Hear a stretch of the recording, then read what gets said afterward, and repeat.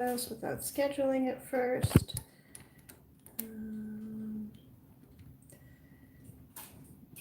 Over an hour late because I was filling out some application forms to adopt a dog. And then I realized a little belatedly, I was kind of expecting that I was going to finish those forms and then just go straight to streaming. And I realized a little belatedly that I'd completely unmade my painting setup when my sister was over here, and I needed to completely reset up everything, move some stuff around in my studio. And I just hadn't really been touching much. Hey, hi Amber. Glad you're here. I'm actually just gonna send a stream link out because I'm starting super duper late. So I'm gonna go head into Discord and send out a stream link so that some more people can join us. How have you been?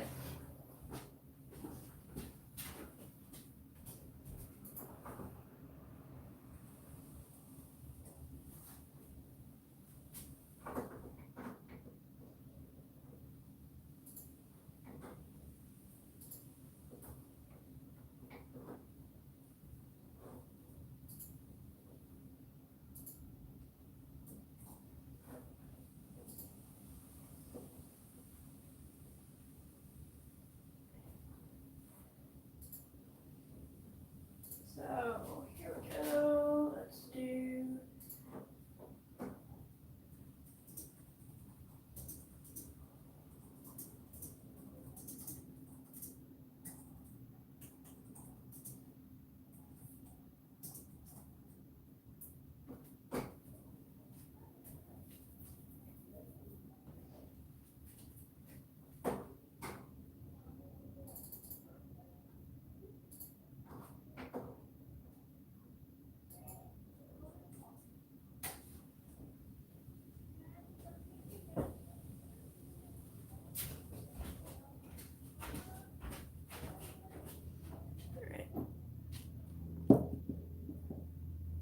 Hi, Paulo.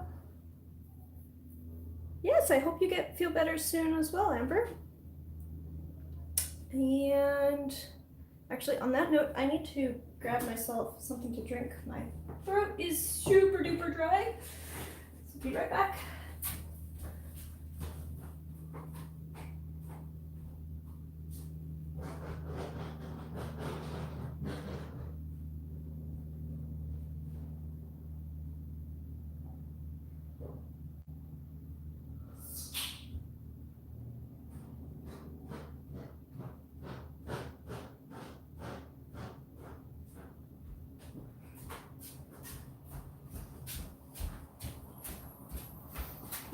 So as I mentioned, when it was just Amber here, hi, yeah, here I am.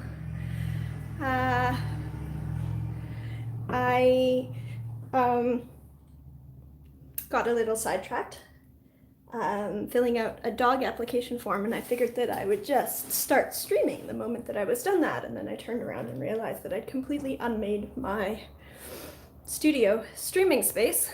And needed to set that all up again. I'm clearly not the best at keeping to schedules. But I'm excited to do some painting today. So I think most of this I've done on streams, but I did add a piece of bread entirely off stream. That was just a really, really quick addition. And so now I'm just going to be painting sort of all around this piece. All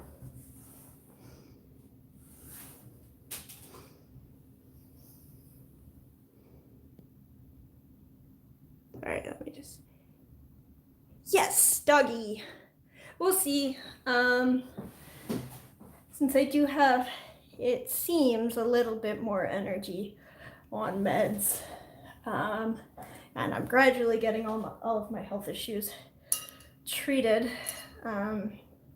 It's really helpful to me to get regular exercise, and it'd be a lot nicer to get up in the morning and go outside and exercise when it's crappy out if I had a buddy who really, really wants to go exercise all the time. So I'm looking for a really active puppy or young dog, probably going to rescue rather than getting a purebred breeder dog. So been looking at all sorts of different rescues and filling out rescue application forms for different dogs. We are hoping we can get a dog that will get along with my... You're back on meds, Lauren. Hooray! Hi, Mom.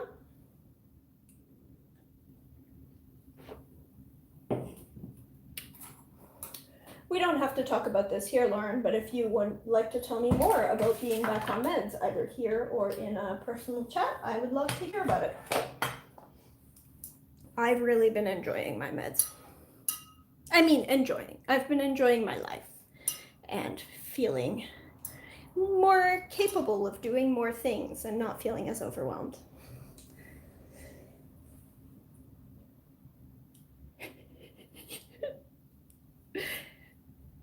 Hey, Mom.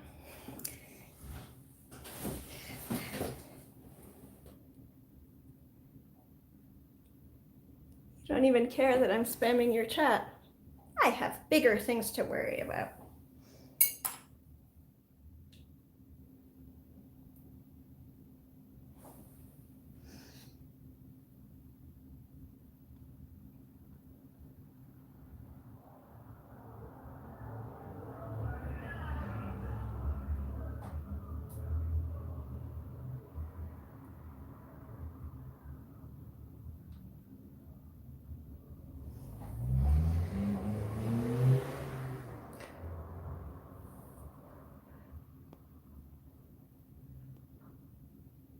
So is this becoming a family affair? I mean, it might be. I do have a very large family. There's a lot of them to choose from, so, you know, they can maraud in here, and if they all showed up, especially if my husband's family showed up too, and I know some of them have watched occasionally, although they tend to be pretty quiet in the chat. But especially if it was both families, it would get pretty heavy on the family in here.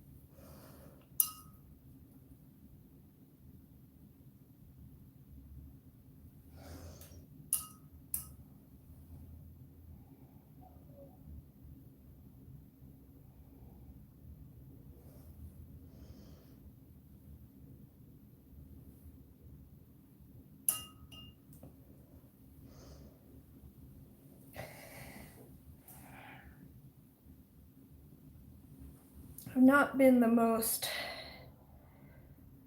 effective the past few weeks. For those of you who are in my, well, either my family chat, because apparently this is now a family stream. So if you're either in my family chat or in my Discord, you already know that I've had some garden theft issues. And although that doesn't directly impact anything, it does kind of put a damper in getting anything else done. Like I was sort of, I guess, just sort of, you know, mentally occupied with the fact that stuff kept disappearing from my garden.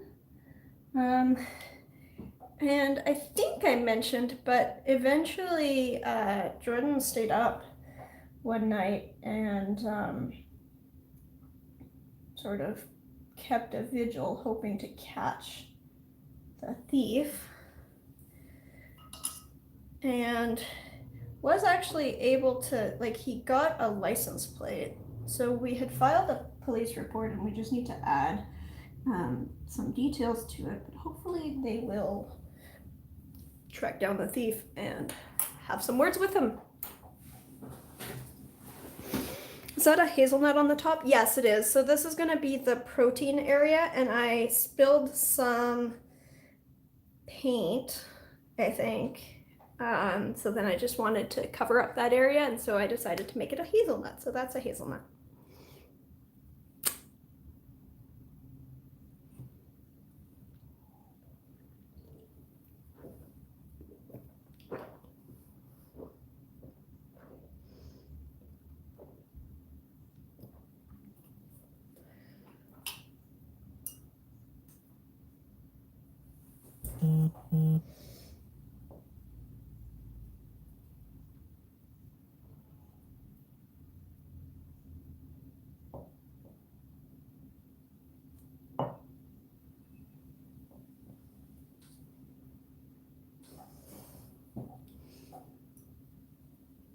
It's a bit of a butt, that hazelnut. It absolutely does. It absolutely does. But I mean, hazelnuts do, like, that is actually what they're shaped like.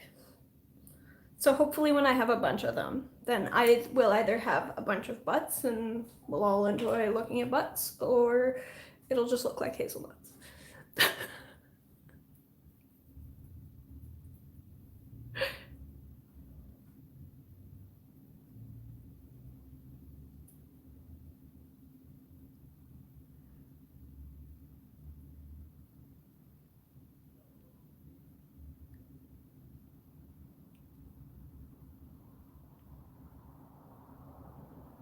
Look how quiet I am. Hi, Dad.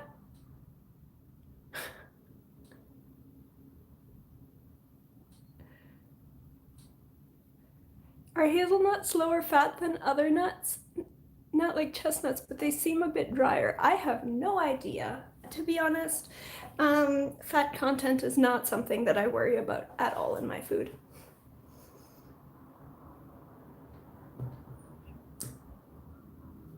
I mean, yeah, I try to. Right now, I'm concerned with getting enough protein, getting enough calories, and getting, a decent range of nutrients in my food, given that I don't have much of an appetite at all. But as to the exact macros of fat, and I have no idea.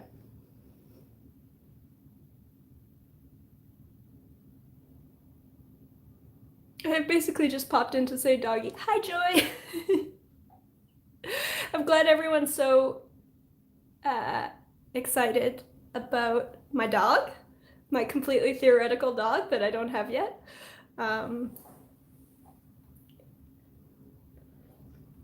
I hope that I will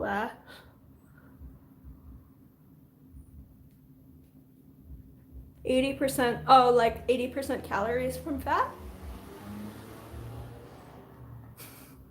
I mean, presumably the dog already exists, probably, since I'm adopting a dog. Rather than getting one from a breeder. So presumably the dog is already out there in the world, but I have no idea what dog I'm getting just yet. I've applied with a few different rescues, but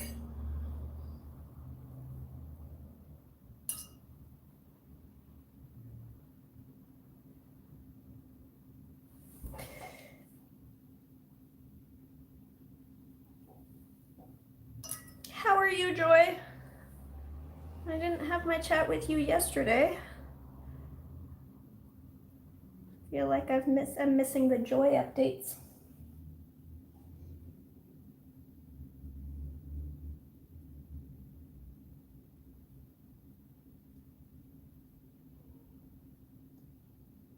So as you can see, I'm just sort of painting all over here.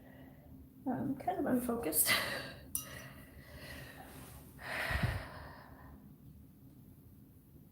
Just woken up.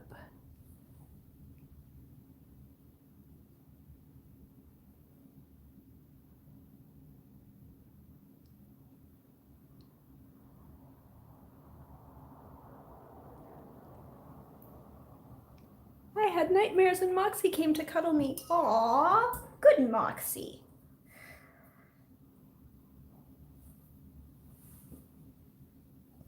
Moxie's so great.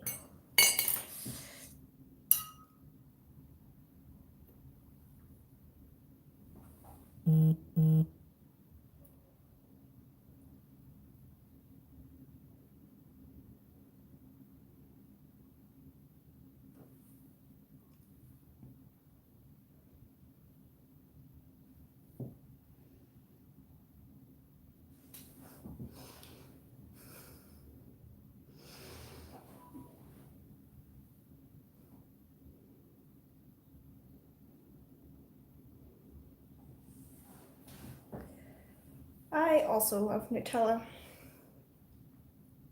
So good.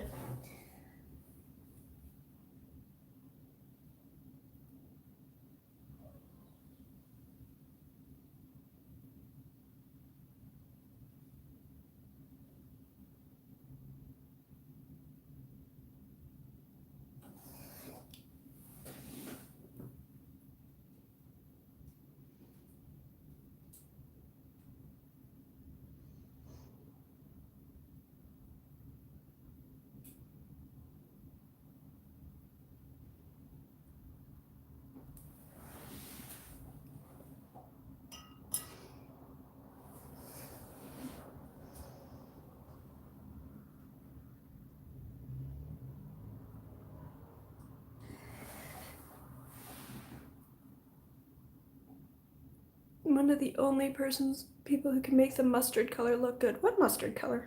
I don't see a mustard color.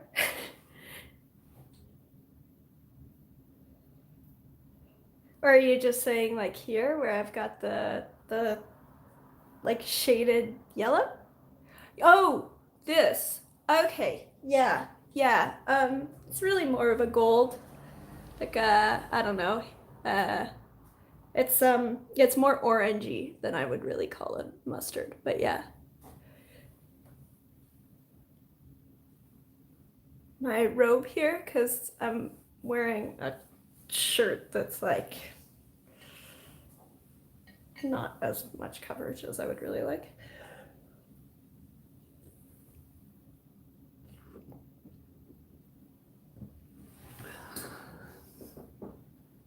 But also you only see my arm, so I like no guarantees that the rest of me looks even presentable.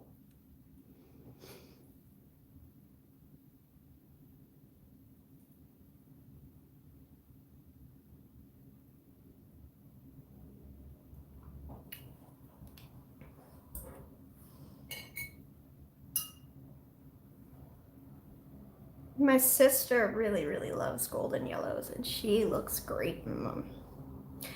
But she's got a much darker skin tone, so that helps.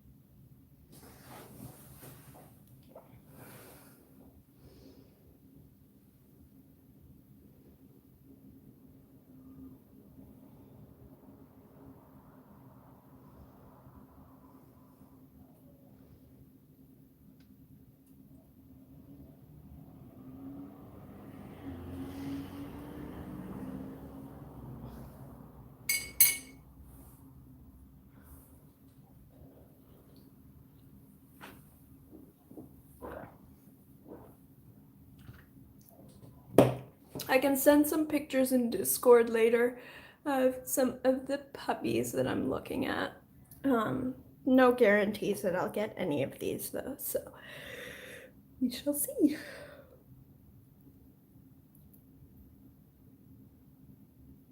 Oh, and I should probably plug myself in. One moment. Puppies! Yeah. I'm mostly looking at puppies and, like, not like baby puppies, because they're rescues. But puppies and young dogs. As much as I feel like every dog deserves a home, I think I would really struggle to, adopt a 10-year-old dog and it has 2 years left in its life, or, a 5-year-old dog that has all sorts of behavioral issues because it's been on the street forever, or has been through an abusive situation. So, I don't think that I'm really up for that. So I'm looking at puppies, but I'm also looking at dogs that are just, a little bit out of puppy age, where they're like a year or 2 old and don't have any major trauma.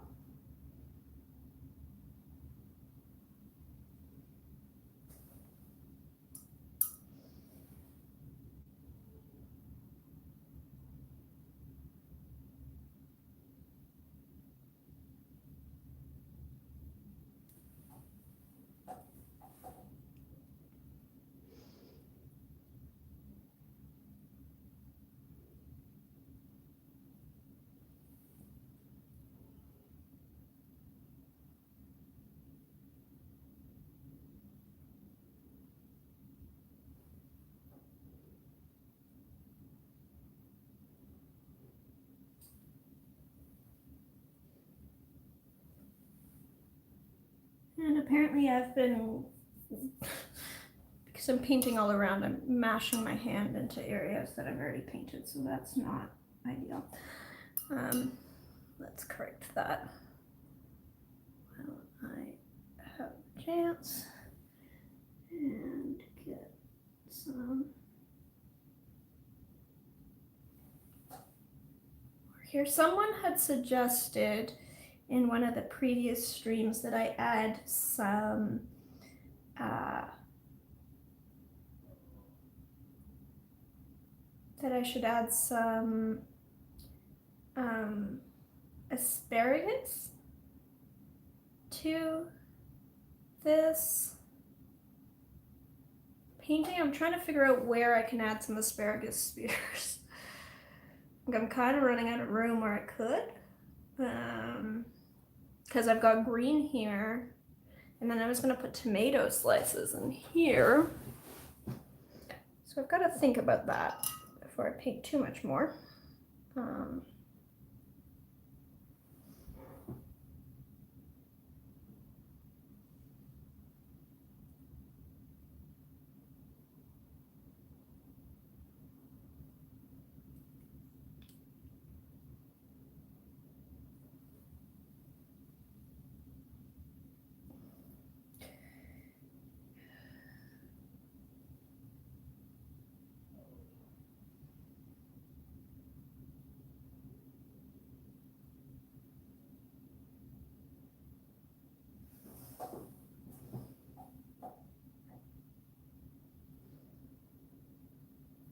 Anyway, my wasp bite has recovered. Don't have any like weird swelling anymore. This hand was like way swollen last Friday when I got bit.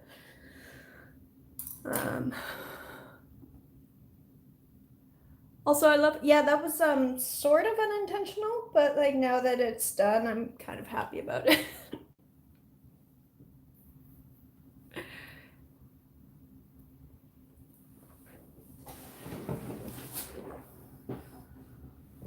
I'm just trying to get this shadow right. It's been a little tough.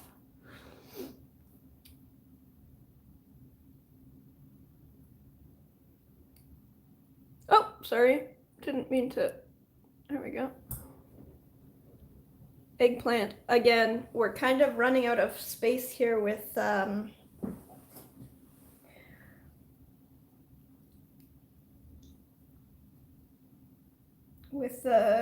fruits and veggies. So if you have ideas, like proteins and grains. I'm still searching for ideas. Ideally, they're things that can be grown in Canada as well.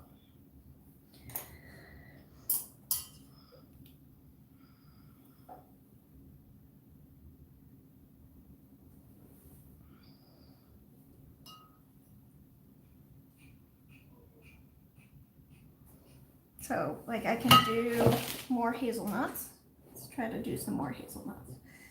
And maybe these ones will look less like a butt, or maybe they'll look more like a butt. We'll see.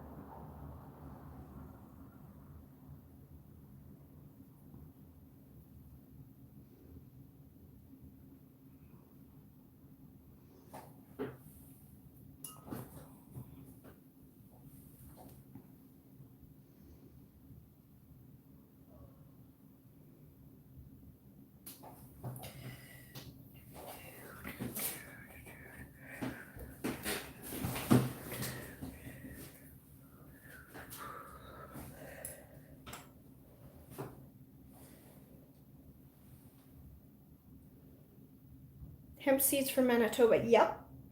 Yeah, so hemp is definitely doable. I guess that goes into the protein section.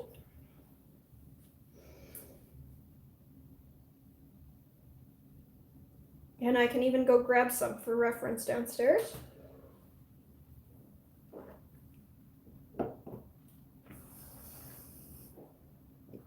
They grow really well in Canada, actually.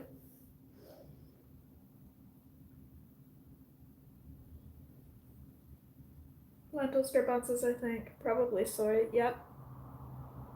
Pretty much all, like a lot of pulses grow really, really well in Canada.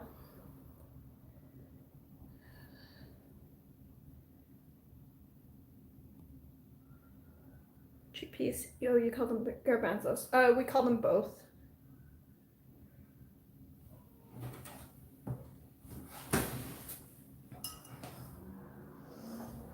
I think both are understood here.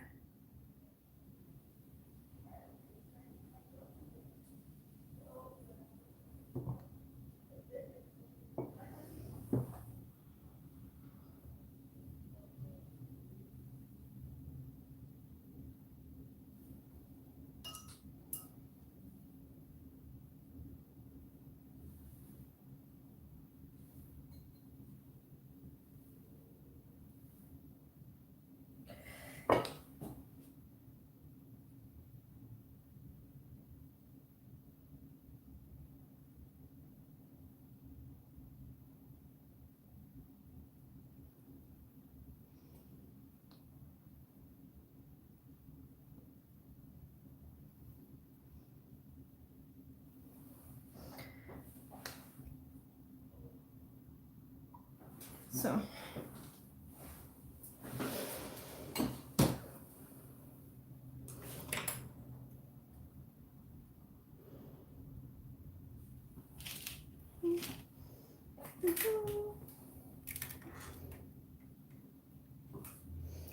Gram flour, mango flour, yeah, I mean, so the only problem with like using gram flour is then like getting across what kind of flour it is. So that's why I've got like bread here, which I mean, yes, like that could be made with something like gram flour or something, but it's generally understood to be wheat.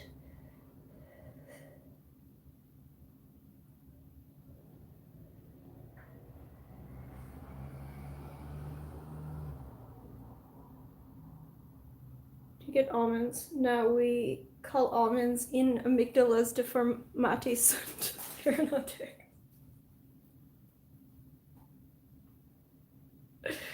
Now we get two touching hazel butts. Absolutely. Absolutely, you get two touching hazel butts. It's just gonna be butts from here on out. This is gonna be the butts stream, and then I'm gonna get demonetized by YouTube. And it's gonna be all your fault, Paulo. By the way, did you get were you able to get those what was it? You were going to x-ray was it x-ray? You were going to x-ray an amethyst sample? Were you able to get that done? I'm so curious as to those results. Like, so intensely curious.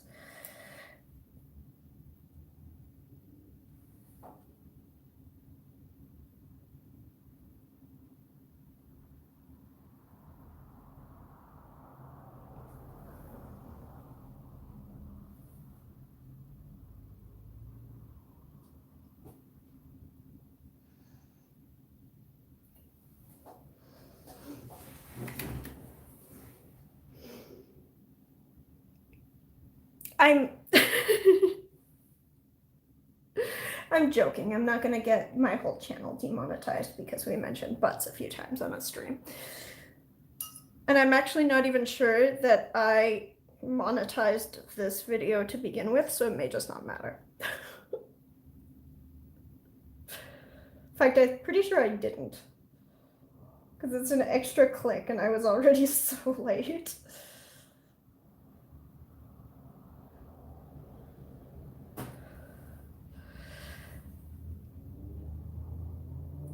Okay, I need to stop messing with this butts because I am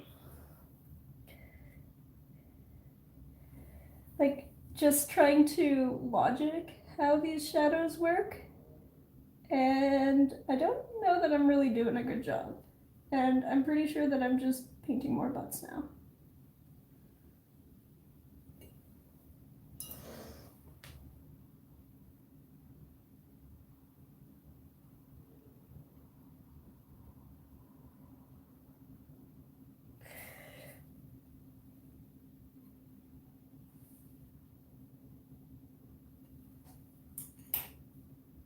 Yep, pretty sure I'm just painting more butts.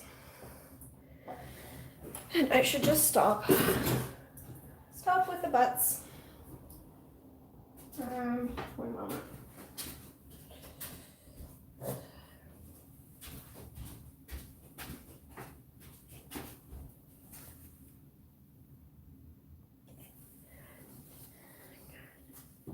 Like, getting that glow of the hazelnuts is a little difficult, especially when I only saw hazelnuts personally. Well, that's awesome. That's really cool. Because I definitely, while I was painting it, was like, I'm just gonna end up painting butts. And all the time, well, maybe it's just because I have a whole bunch of friends who have nothing better to do than look at my paintings and be like, I see butts. I see vaginas.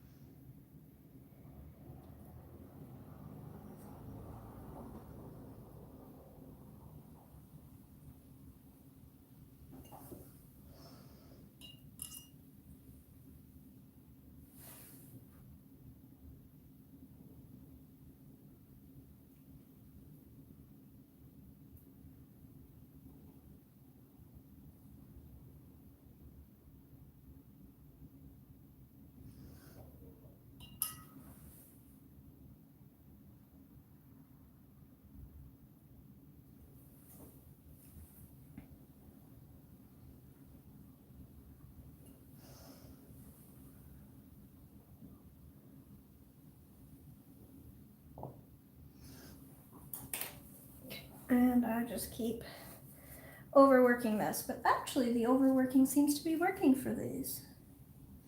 I'm just gonna keep running with it. Okay.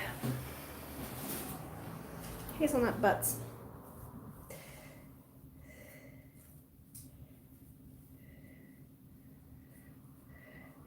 We could switch. I constantly look for repeated shapes or intervals, faces, naughty stuff. We could switch to using posterior, but now what do you see? Hazelnut posteriors? It's okay, Joy. You're a mod on my channel, so we can't you can't be banned for, you know, mentioning unusual fruit or whatever you get your comments filtered for. Ooh, if only you painted the peaches fresh. Well, they're fresh. They're just not whole.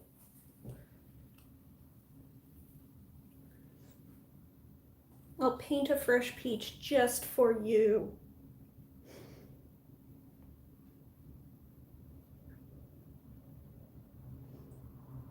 Maybe it's just like a you know, a range of sizes. Like here's a peach and here's a hazelnut.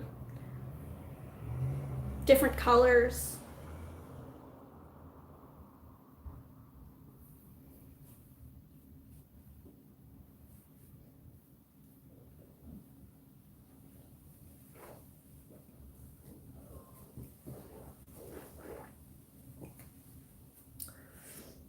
As you can see, we're having a very productive day today. I can say posterior, my life is complete. Excellent.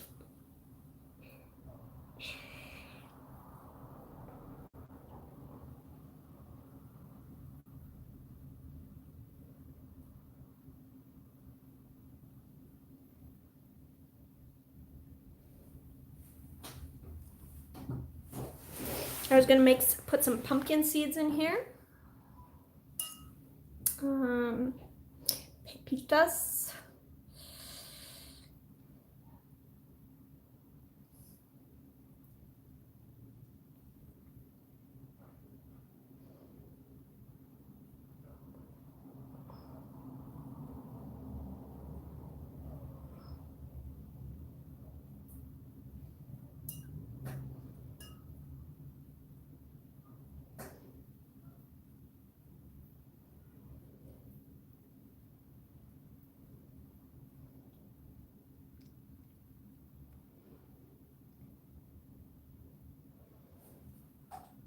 So I think what I'm actually gonna do, where's my pencil? I grab this pencil and I find myself something to protect this paper with, or at least rotate it. Goodness, so messy. I say, because I'm gonna put some salmon in here. I'm not gonna paint that right away. I am going to put some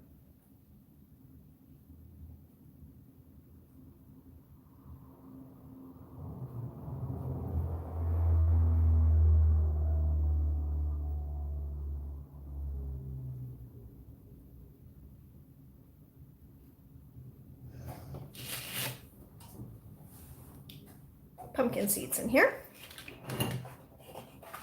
And I'm going to, since they're all a sort of similarly dull color, they're not going to have any bright highlights, so I'm going to paint them as a mass, and then I'm going to paint in the details, I think.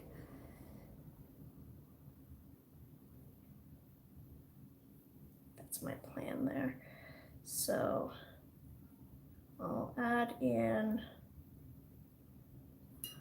putting in some buff titanium along with This is a Perylene green, and I've mixed in some other greens too to make this sort of dull opaque color. Chromium oxide would also be a great use for that. And I'm gonna just throw a wash of it over here along the edge of what is going to be the salmon.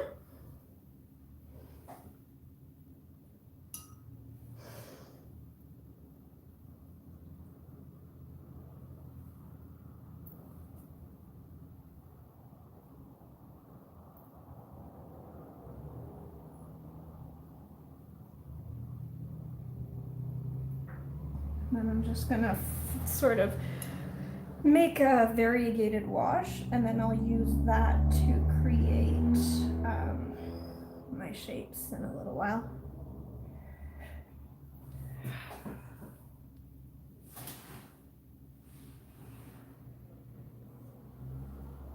Can't uncensor Steven.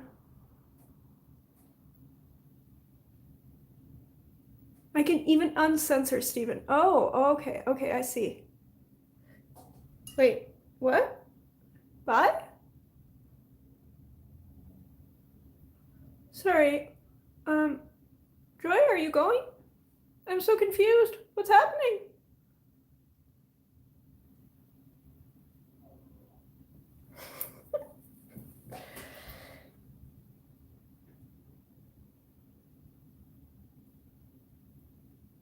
Is Joy going? What's happening here?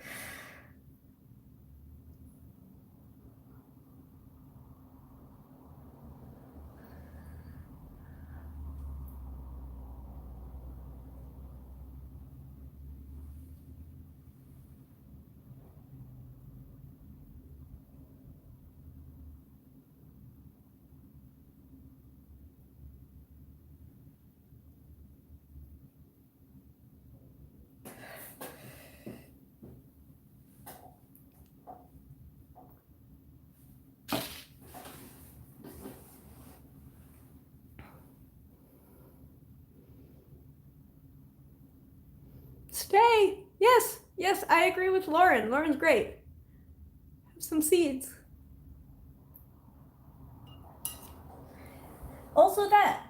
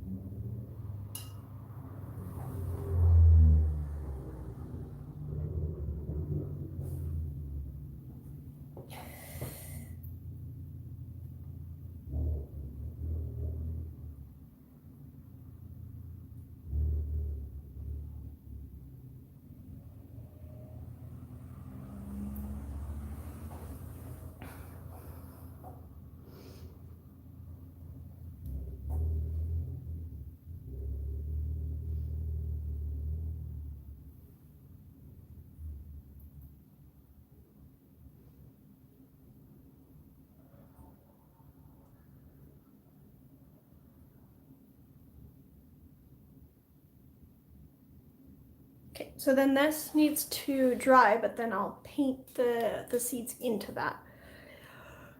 And that will be the lightest color of any of the seeds. Well, maybe I'll just lift out some extra stuff just so that we have some even lighter areas. But generally speaking, when I'm painting, I want the lightest colors of any, like I want the full gamut range in my painting, and so anything that's in the foreground, I want to range from the deepest, darkest black and deep shadow to white where it's completely bright. But because we'll have fish over here and I want it to glisten and I want this one to be set back a little, I'm making the colors here a little bit duller, and since it's not gonna have any bright highlights, I can have the brightest highlight color be off-white rather than pure white.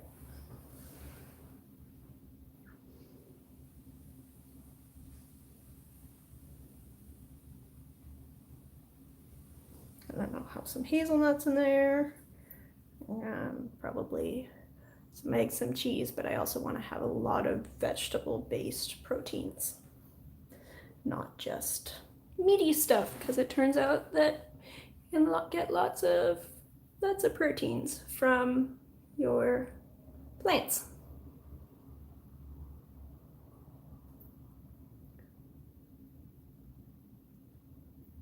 We're sure to catch up this week. Well, I hope so. We've been not so great about catching up. I made myself some doctor's appointments though. Hooray!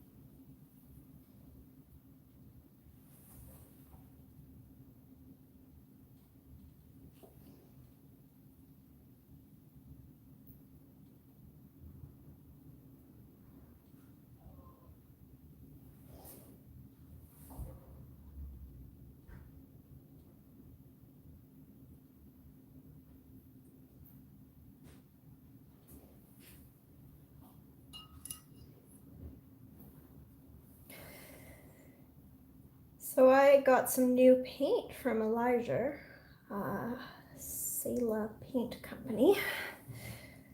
I'm really excited about. And it shipped earlier this week, so I was hoping that it was going to arrive before today's stream and I'd be able to swatch it along with some other paints that I've received recently. It's not here yet, so that'll have to be a different time, maybe next week.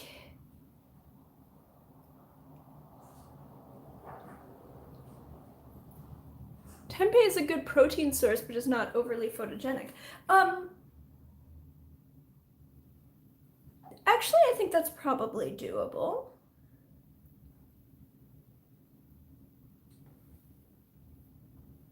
I don't know, it is interesting because this side of the page is definitely gonna have more, you know, bright stuff in it, and then here suddenly we've got like the brightest things. Well, actually, there's gonna be salmon and eggs, but like I would like to have, yeah. I can't unsee butts. Ooh, edamame, that's very true. I should do some edamame.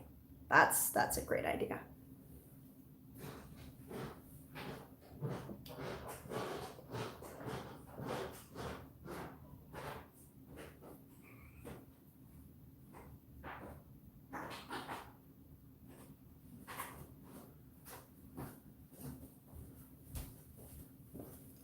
Aha! Okay, so Jordan is back with this little shipment that I got from Arte Miranda, which I will open now. Because this is maybe of interest to people. So Jordan just went to the post office to pick some stuff up for me.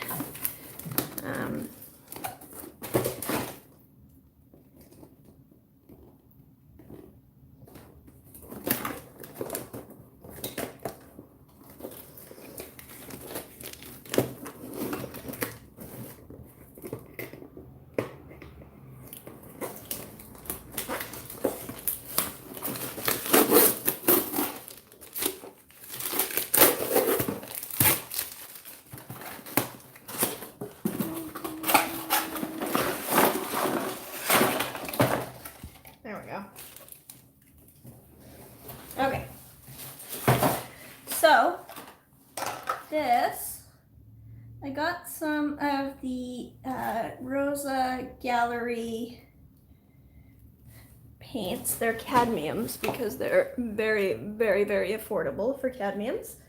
And I had some cause to have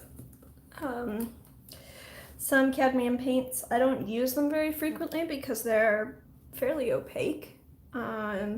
But it's sometimes useful to have cadmium paints for demonstrations because students will have them because they're like, you know, sort of classic colors. So they'll be recommended by some people and then people want to know how to use their cadmiums. So it comes up occasionally. So I just wanted to have some, and this was a really, really cheap way of getting some. I might also use some in my color wheel palette, we'll see.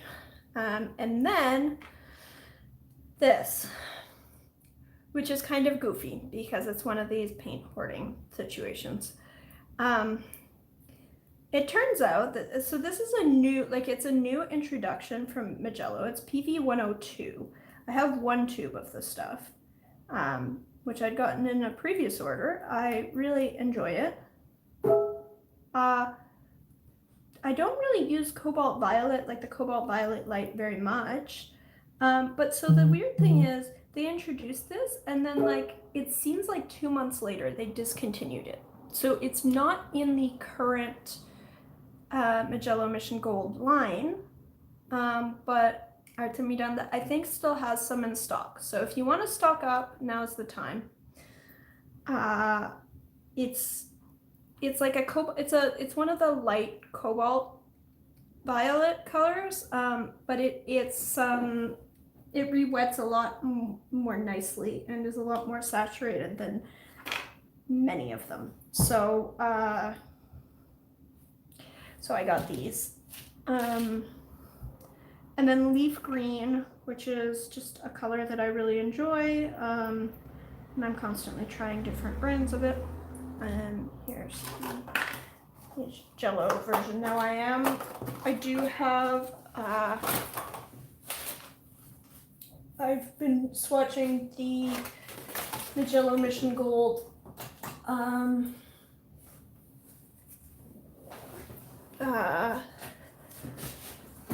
dot card. So I've got my samples here, which I need to scan for Patreon.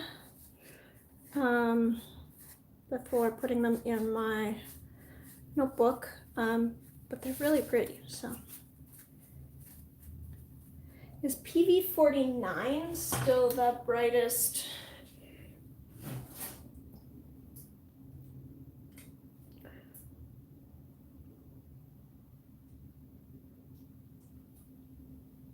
We can see your address. Oh shoot.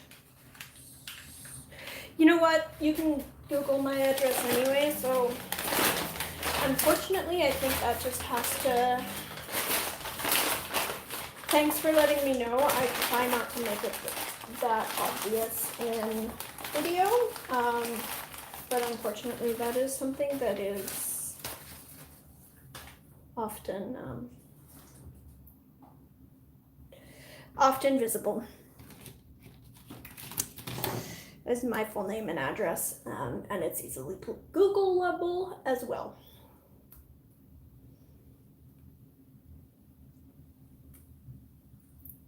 PV 102, yeah, so they're the only ones who offer PV 102, or offered, and they offered it for all of, as far as I can tell, like 2 months. So you can still get them at Artemidon and a few other places, but it's like Magello introduced it and then immediately discontinued it. Very weird. Do I have a sample out somewhere? I don't. Okay.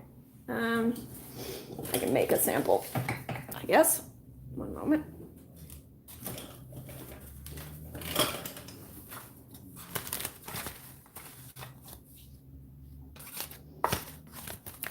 There we go. Business.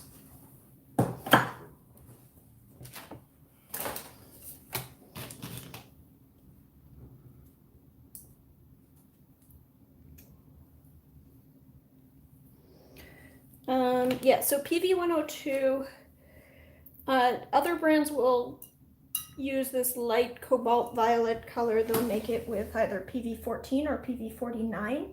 I think that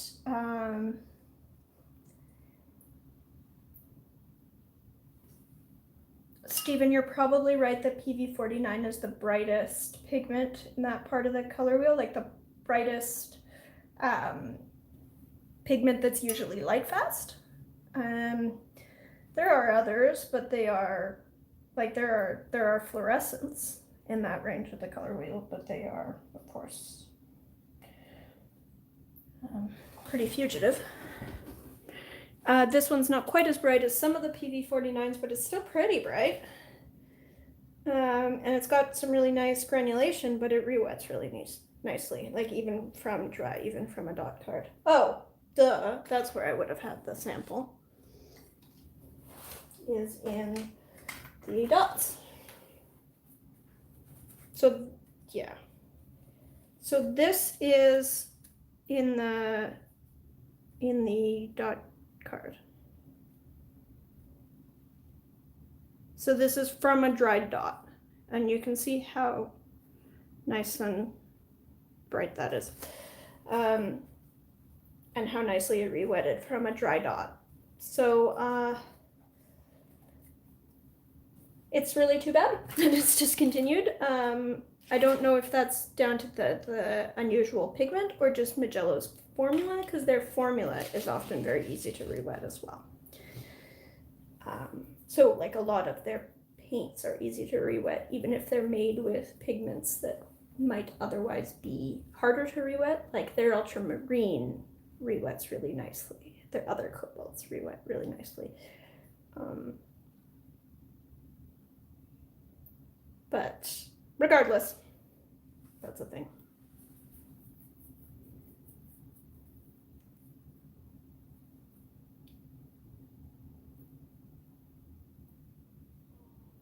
Is there any white in that? No, it's not white at all. It's just PV102, and it's this bright color. It's a cobalt phosphate, I think, much like PV14 or PV49. But it's just a different, slightly different cobalt compound, I guess. I don't really know too much about on the art that we done the site. It looks like a fluorescent color. It kind of does, and it kind of does in person too, but it's not. It's just a cobalt. I mean, mind you, some of the cobalts do just look kind of fluorescent. So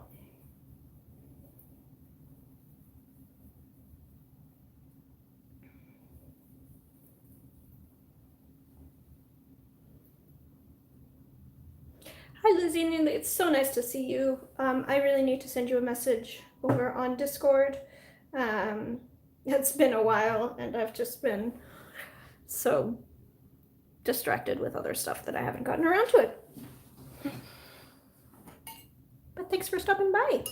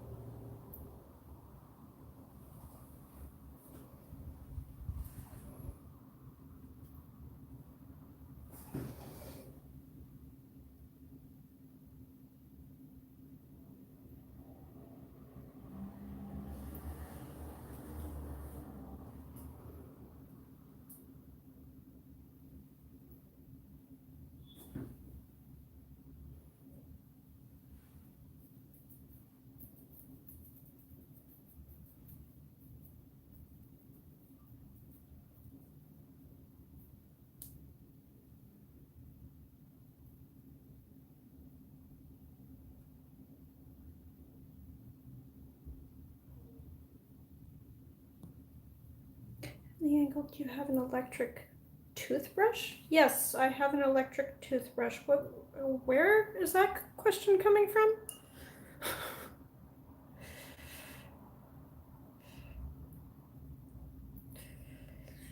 Where's that question leading?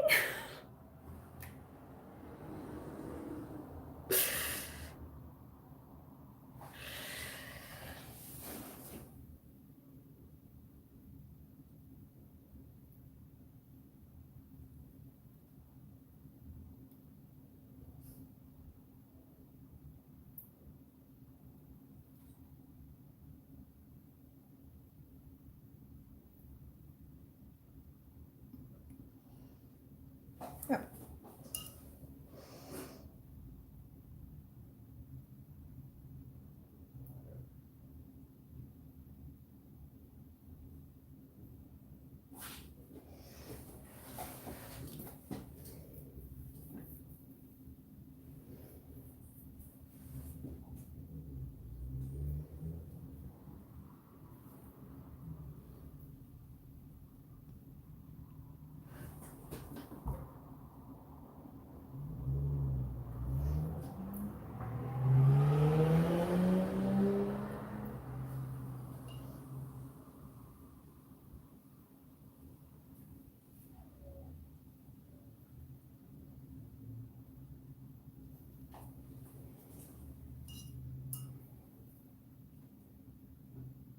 Is it from Philips?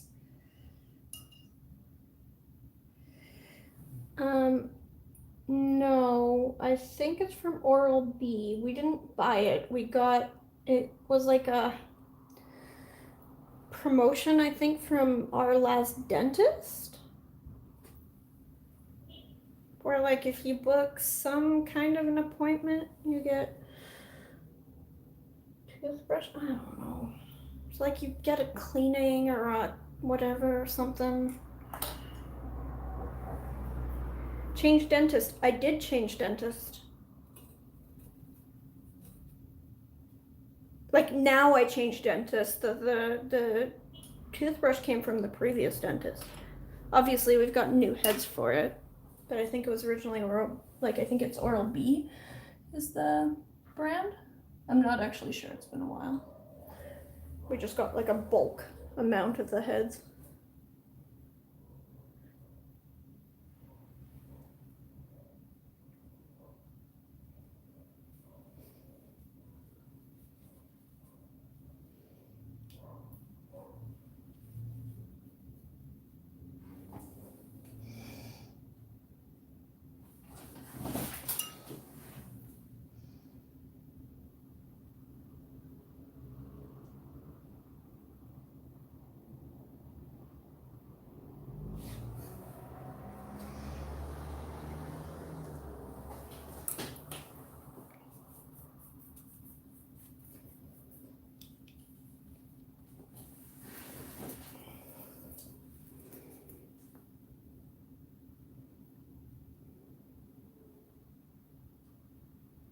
Is that going to be fish? This is pumpkin seeds that I'm painting right now. And then this area over here is going to be salmon.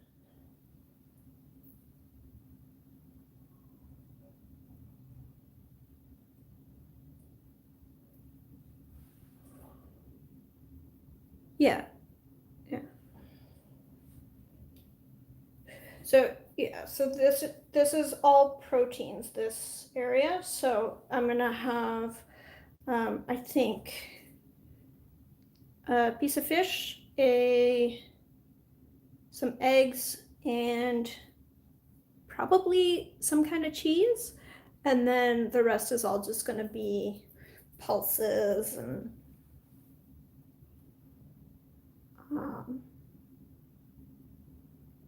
like nuts and seeds and stuff. Blue cheese. I mean, blue cheese is certainly interesting. Or old cheddar. Yeah, I'm not sure that you can tell what cheddar is old necessarily, but I will definitely spend some time finding a type of cheese that looks interesting or is uniquely Canadian or something.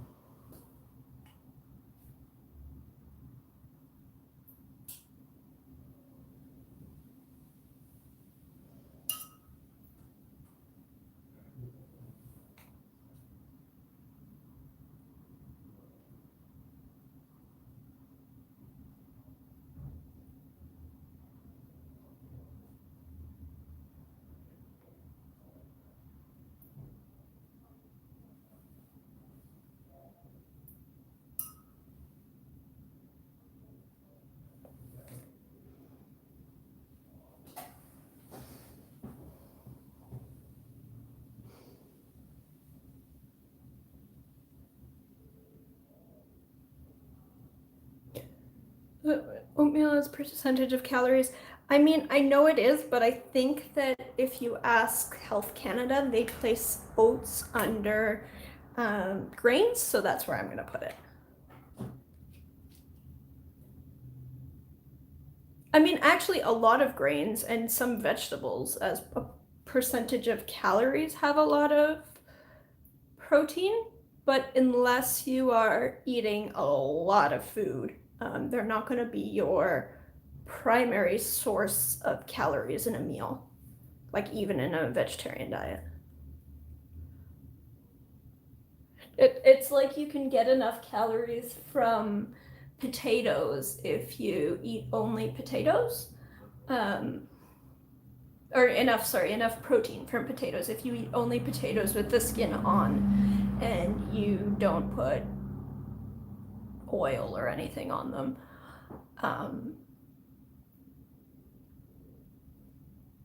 But nobody does that. So they're not considered a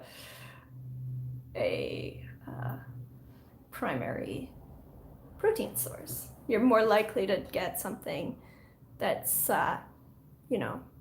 denser in both calories and protein as your main protein source. And then, yeah.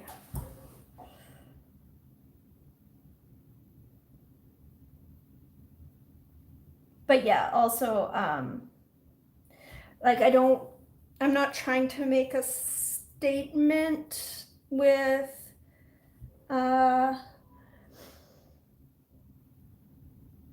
this piece with regards to like, oh, here's some unusual things that I placed in unusual places, like almost the opposite, because I'm using this for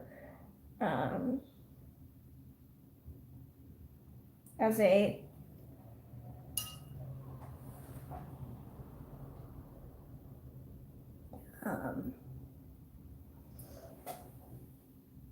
promotional piece. Like I want it to be really clear what I'm trying to get across.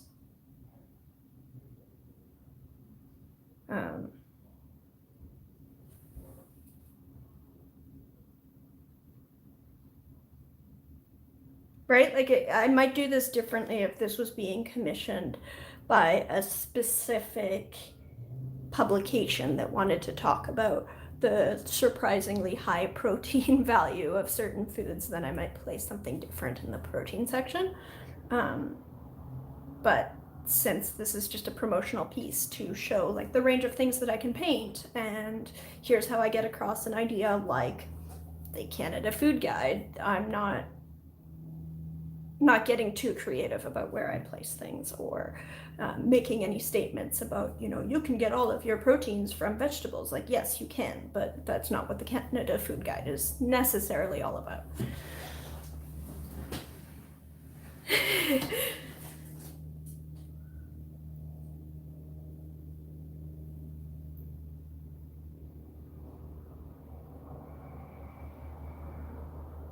Oh, Arthur Miranda for sure has the wrong swatch of that color on their site. Now it all makes sense because the color before has BD7 and it doesn't look fluorescent. Oh, okay, cool.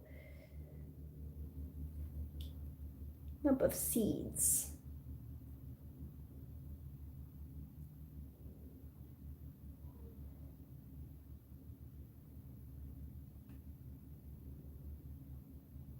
Do you have a cheese called Doremi that is quaint? Yes, I believe so.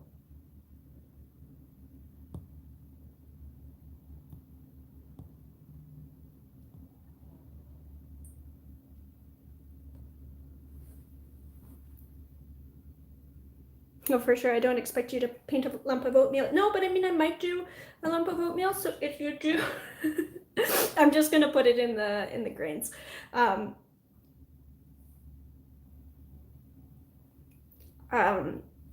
If you look at the original Canada Food Guide, they have a little bowl somewhere in the protein area that's got some kind of dairy in it. Like it's not, I'm assuming it's supposed to be yogurt. But like it could just as well be sour cream or something. So they've got a little bowl here, and I've considered putting a little bowl of oatmeal in here. The white non-specified stuff? Yeah, exactly. Like I'm assuming some kind of dairy, but it doesn't really like it. I'm assuming they probably put yogurt there, but you know, to be honest, it could be any kind of dairy cream thing.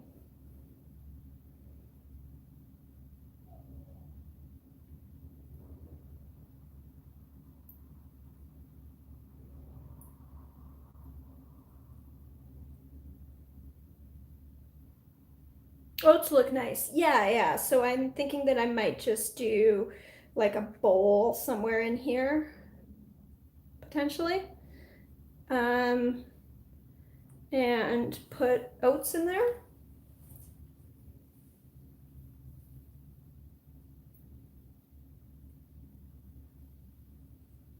We can also grow pecans.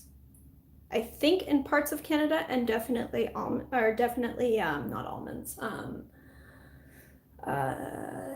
walnuts. So I might do pecans or walnuts somewhere in here as well. And then some lentils or some. So there's quite a bit that's going in this area already. So it's not really super difficult to find enough stuff by any means.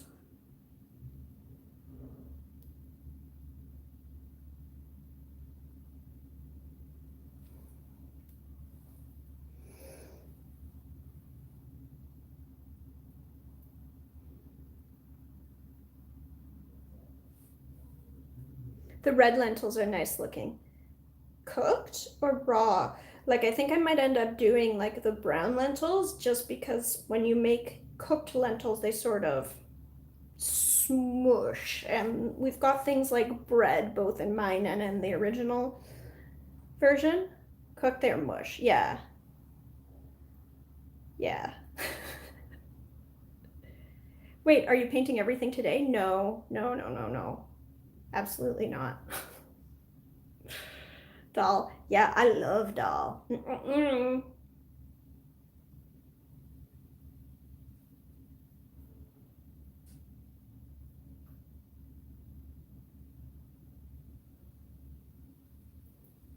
Anyway, yeah, I might choose brown lentils and like some beans and stuff too.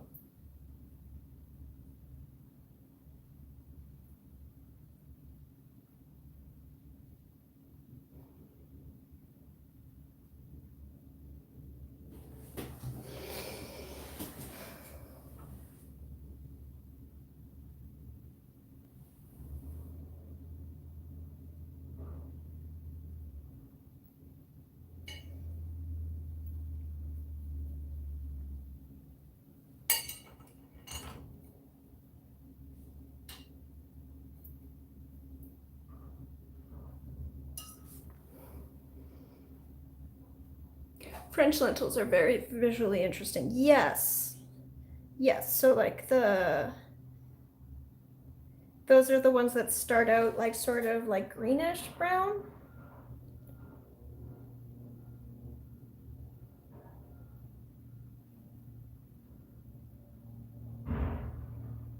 Then they cook down, but they keep their shape.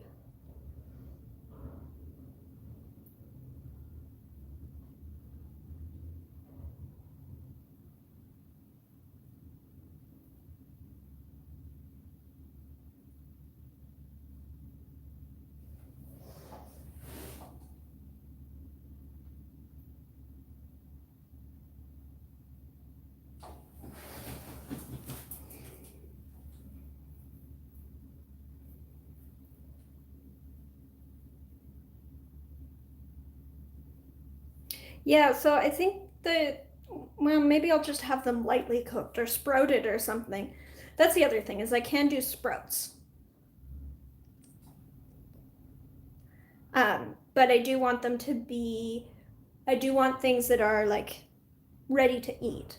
Because otherwise, like, you can't, it doesn't really make sense to me to have cheese and bread, but also like raw pulses.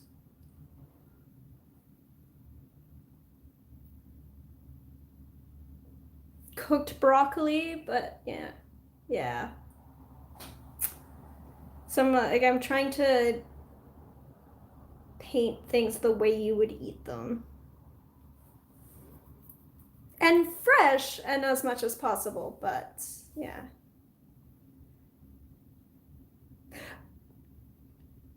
Well, I mean, I might still do French lentils or like the beluga ones that are that keep their shape. I think as much as I like red lentils and they're like a bright color when they're uncooked, when they're cooked, they turn into mush, and then you have to figure out how to make mush look attractive on a plate.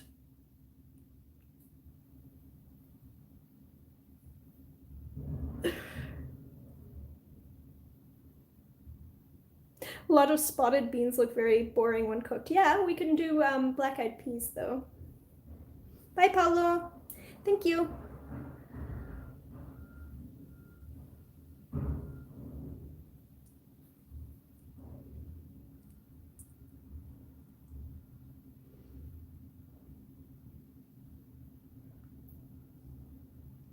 Yeah, if you look at the original, like the photograph that was published um, by the Canadian government, they have a piece of salmon. It's a little piece of salmon in their protein section, but they've cooked the hell out of it, so it looks really ugly and brown. Um, So I think I mean, salmon is one of those things where people eat salmon as raw, like as sushi. So I'm gonna paint it either like sushi style raw or very, very lightly cooked. So it's still got that pink color. Yeah. Yeah. So, but that's a case where people do actually eat it raw. So that should be fine.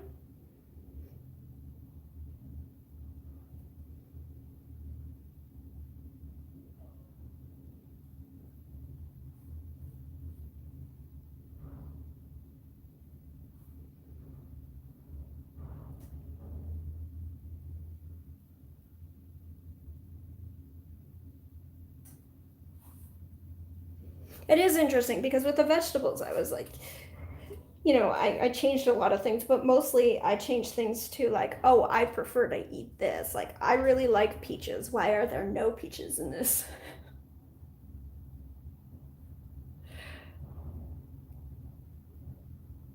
Transparent orange might be a good starting place for salmon.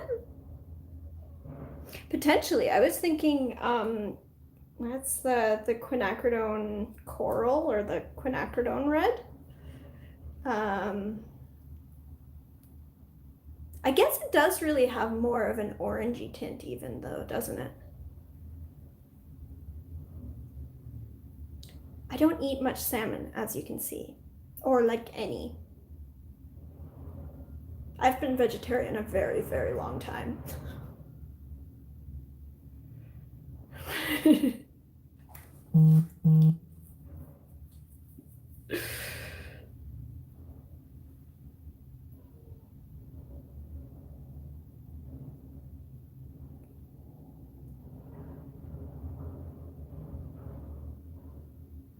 Put off by those little bones, hip.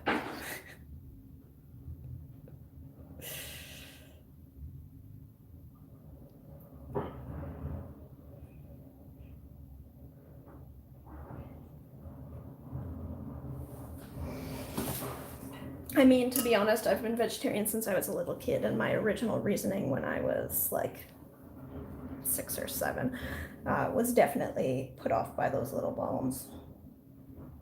I didn't like eating animals I could recognize.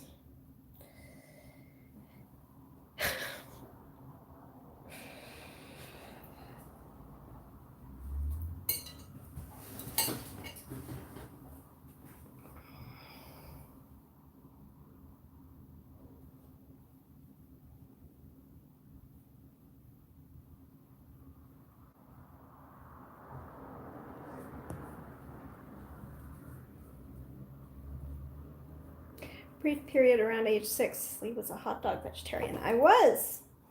Until you didn't think it was cool when we went to a friend's house for Christmas dinner and he served rabbit. I said I wouldn't eat it because I was vegetarian, but then I wanted to eat a hot dog. So that was the end of that. I was 6 years old and had to make the choice between vegetarian or not vegetarian. I think I waffled once, which is why I said 6 or 7, where I said I'm vegetarian, and then you know, bacon came around, and then I wasn't vegetarian anymore, and then quail came around, and I was definitely vegetarian.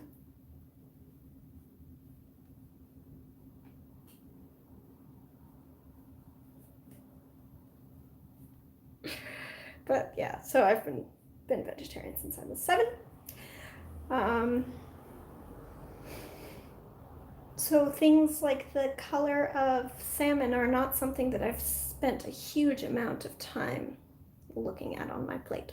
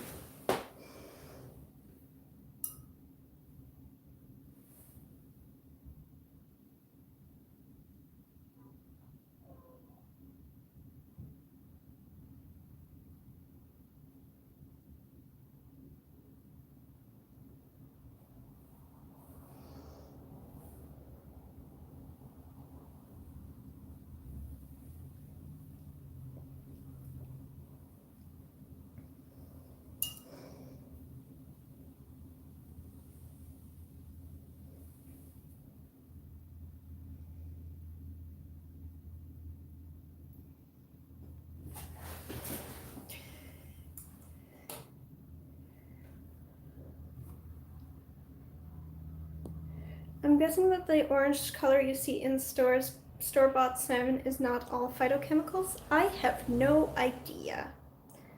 I think it's fairly orange. Like, it's definitely more orange than something like tuna's very red. Hi, Alex. How are you? How's your Friday going?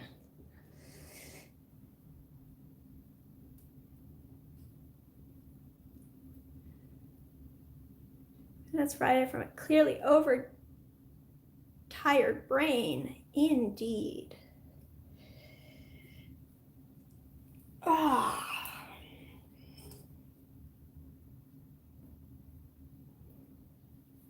I'm also very glad it's Friday, even though I've had not the most productive week. And by not the most, I mean not at all. But hey, look, my hand isn't swollen anymore, so that's a win.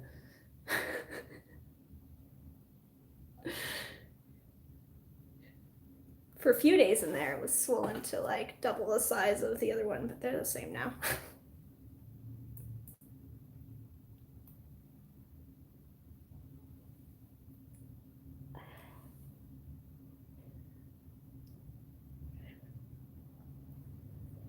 And my garden hasn't been molested since Jordan interrupted the thief on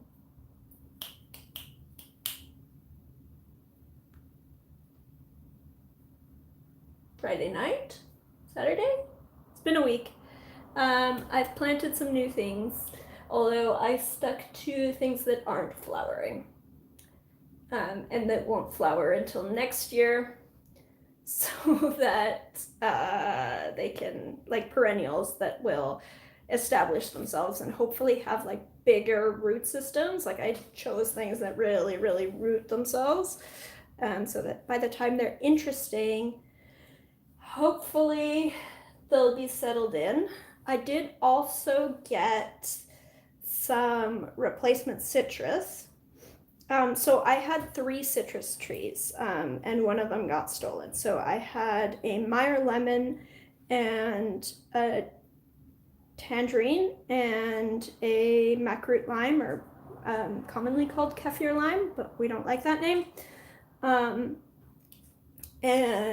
the macaroot lime was really, really big in a big container. So it didn't get stolen. I have now moved it into the backyard because I'm not risking it.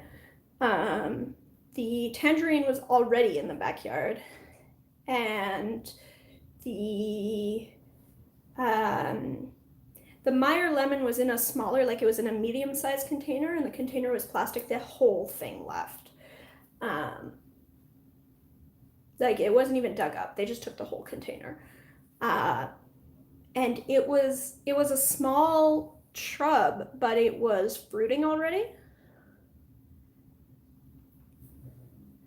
Bye, Lauren. Oh, hi, Gabor. Nice to see you. It's been a really long while.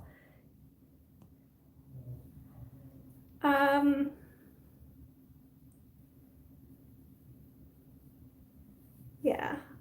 So, Luzinia, I think you missed an update. I had a bunch of stuff stolen from my garden. So when I'm talking about replacements, it's extra money that I spent because I had 4 thefts on 4 different nights, and they stole a lot of stuff out of my front yard. Yeah. Like to the point where it started feeling like it was targeted, like somebody was out for me rather than just stealing stuff, because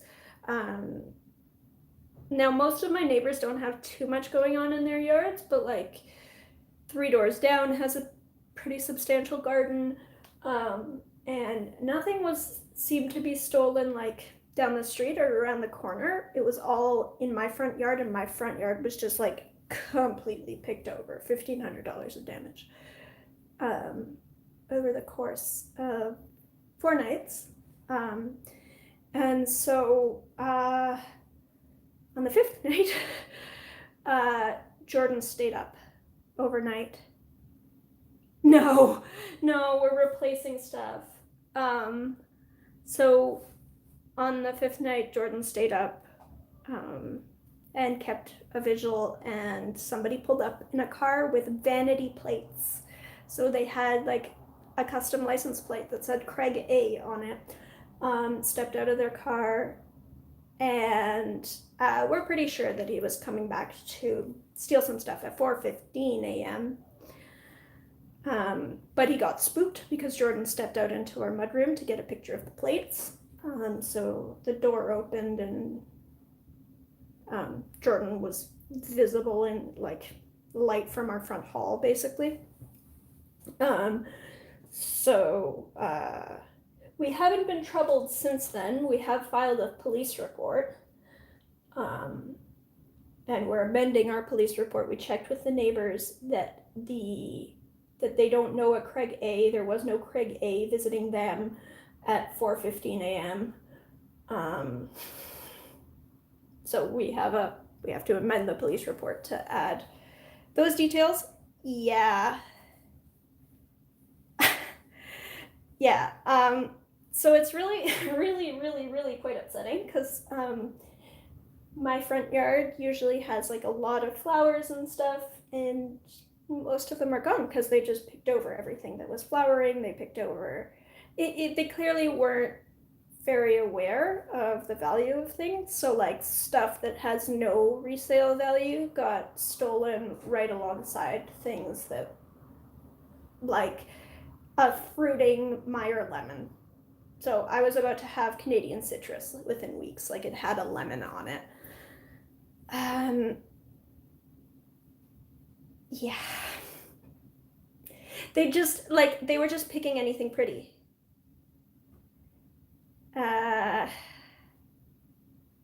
Yeah, but then they were picking things like annuals that, like, once you pull them out of the ground, they just wilt and die, so they have no resale value.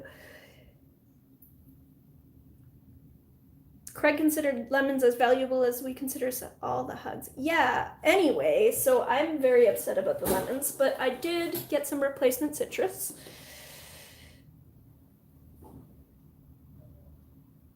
which is normally visually spectacular, make me want to cry thinking of somebody visually destroying. Well, it'll recover. It'll recover. It's kind of sad going out there now because there's all of these bare patches. But I planted a bunch of things, and so I specifically got like small starts of herbs and some perennial plants that either they flower in the spring, so they won't show up until next year, or they're very, very young, so they won't show up until next year. And between that and spooking off the thief, we haven't been troubled again. We are going to put up signs and amend the police report with the plates. We also got some, I moved the remaining small pots into the backyard. So I used to have a line of pots along our retaining wall, and a whole bunch of them got taken. So I moved the remaining ones into the backyard, and anything valuable in medium-sized pots also went into the backyard. I did get then a replacement Meyer lemon, which is going to arrive sometime next week. And at the same time, I got a yuzu and a calamansi.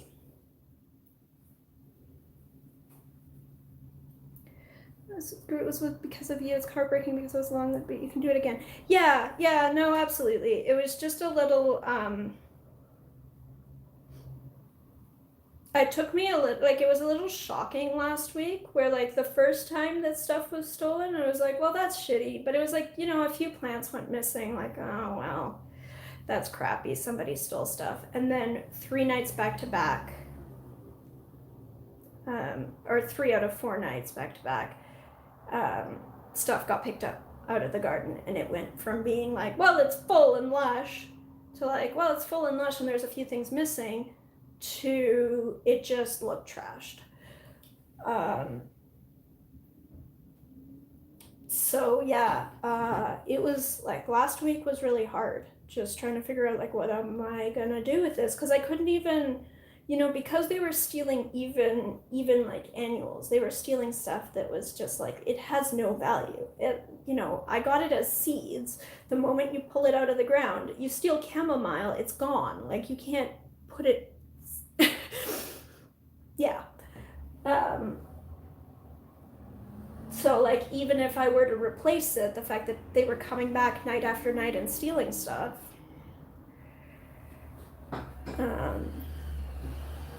how can I deal with that? But it seems like they've been spooked, and whatever, it's going to look like a bit of a mess for the rest of the year, but hopefully next year it'll look better. And I've spoken to all the neighbors and let them know why the garden suddenly looks like such a mess, and to please keep an eye out.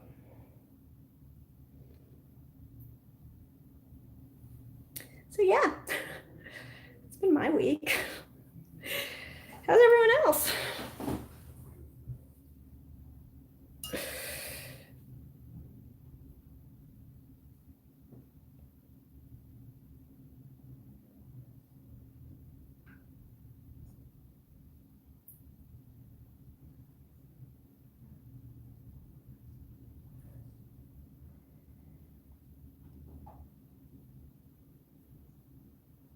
I need to figure out what I'm doing.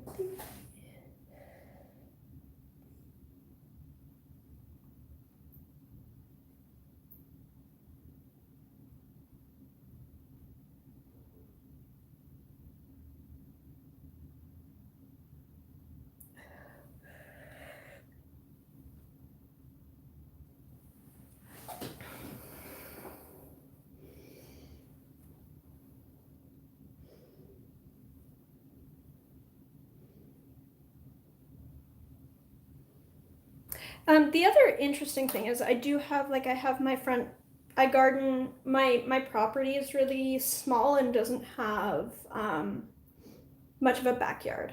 So most of my garden at home is in my front yard and driveway, where we have what was sold to us is a 2-car driveway, but it's only a 2-car driveway if one car is in front of the other. So, and like in that case, yeah, I guess you could technically fit 3, but I wouldn't call that a 3-car driveway. Just long. So we cut it off at sort of the halfway point and built planter beds on the back half.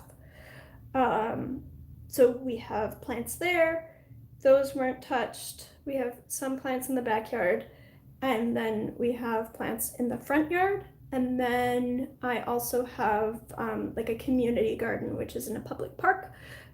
So interestingly, the plants in the public park didn't get stolen at all. People stole squash out of my, like pumpkin plants out of my front yard, but they didn't touch the stuff in a public park.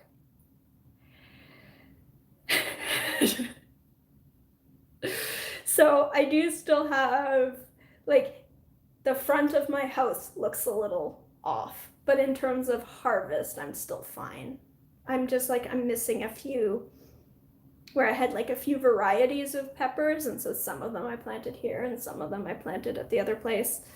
I'm missing individual varieties, but there's nothing where like I don't have a harvest of a specific thing. It's still a wicked bummer though. It is still a wicked bummer. Like it's just,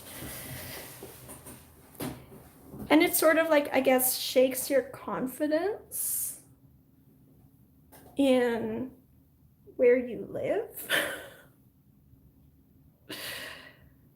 Like, you know, my town has a bit of a reputation locally for being kind of, I don't know, sketchy, where we have like a bigger metropolitan area, but there's basically 2 cities that are stuck together.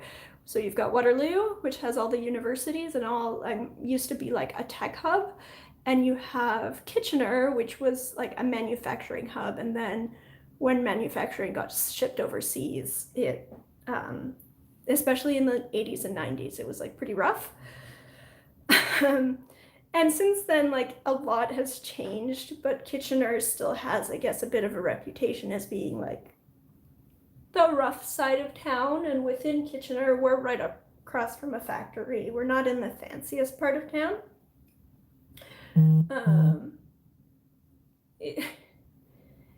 But it like still, you know, it's a small town in Canada, and you know, one of the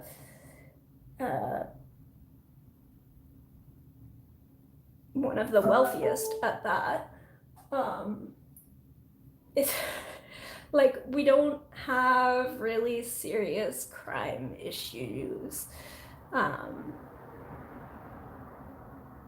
I would usually feel safe walking around late at night or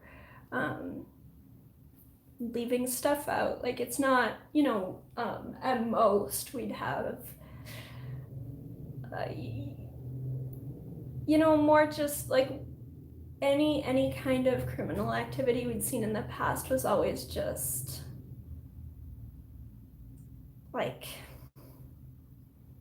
just troublesome, not just like troublemakers. Like, you know, you'll get kids who, we had a garden hose stolen at one point. Like nobody was stealing that because they want a garden hose.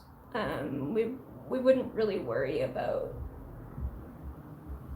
serious theft. But this sort of, you know, it shakes your confidence, where it's like, you know, you go from not worrying about where you live and who cares, like the door could be unlocked, like we don't have theft issues here, to like, oh, well, I don't know, I'm not feeling so safe anymore.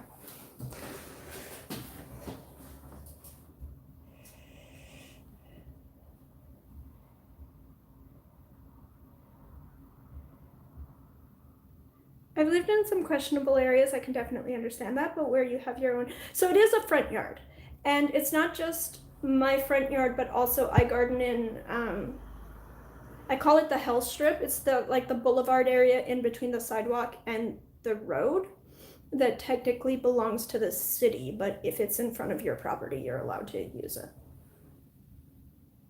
Yeah. So like people didn't, even though it's not fenced off, nobody walked, at least this year. I did get some chives stolen out of the backyard, which at one point I thought maybe was deer. It wasn't deer. I'm pretty sure it was human.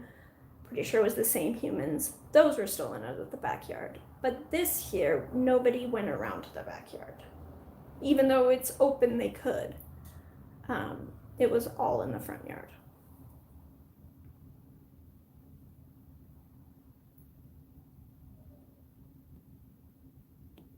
But yeah, like it is, for all of that, you know, it is still,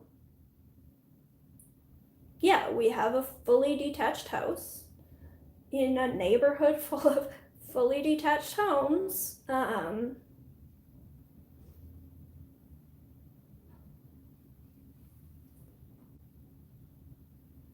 You know, it's not like there's any major income inequality or, and I mean, the guy came up and he had vanity plates. It's not like somebody driving with vanity plates is desperate, right? Like that's not somebody who's stealing because they need food. Not that you would steal flowers because you need food, but you know.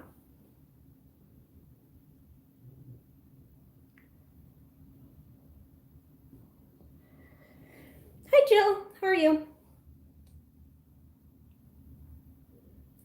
But so like from the start, it was clearly not.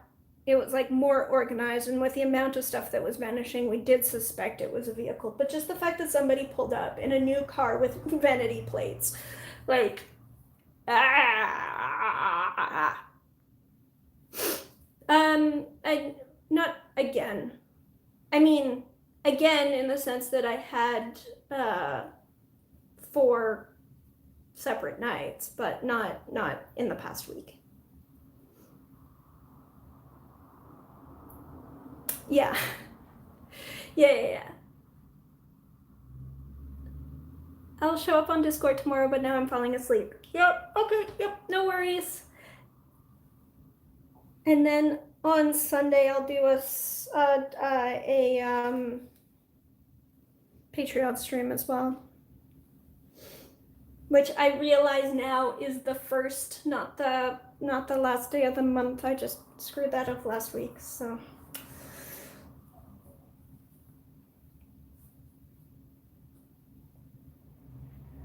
Sunday, which time? 4 p.m. Eastern Daylight Time. I will make some posts tonight. I should have made some posts earlier in the week, but I've been a bit out of it all week. Patreon stream, I'll be there. Awesome. Cool, looking forward to it.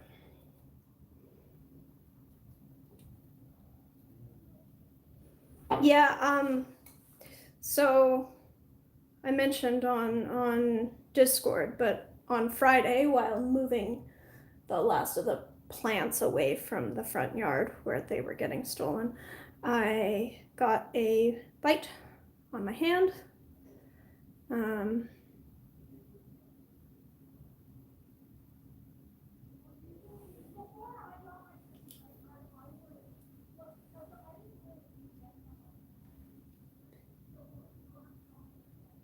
Actually, yeah, no, I guess it was whatever. I'll have to look up my dates. But yeah, I think maybe I even got some stuff stolen the night after that, but whatever. It's all in the police report that we did file finally. But my hand had swollen up to like double its size. And so I was on a bug bite, a wasp bite. Yeah, no, I had a really bad week last week. Like, really bad. First, my entire front yard got demolished, and then while trying to fix it, I while trying to fix it on the like third time that somebody had stolen stuff from my garden, I was moving around some pots in the front yard. Yeah, it got stolen the night after too. So I was moving around, like rearranging some pots in the front yard, and they're called eastern yellow jackets. They're wasps that they nest in the ground. And it turns out we have a wasp nest like in the front of there's a retaining wall. So there's the sidewalk and then there's a retaining wall, and it's like under the planter there. So when I was moving a plant, I got stung. And I thought I'd be real clever and leave some plants there to trap someone. Also then my hand blew up. So then over the weekend, for I guess 3 days, I was on Benadryl, which is an antihistamine, but it makes me really, really, really sleepy for days after. So yeah, so my week was really crappy. Hurrah! But I'm better now, hopefully.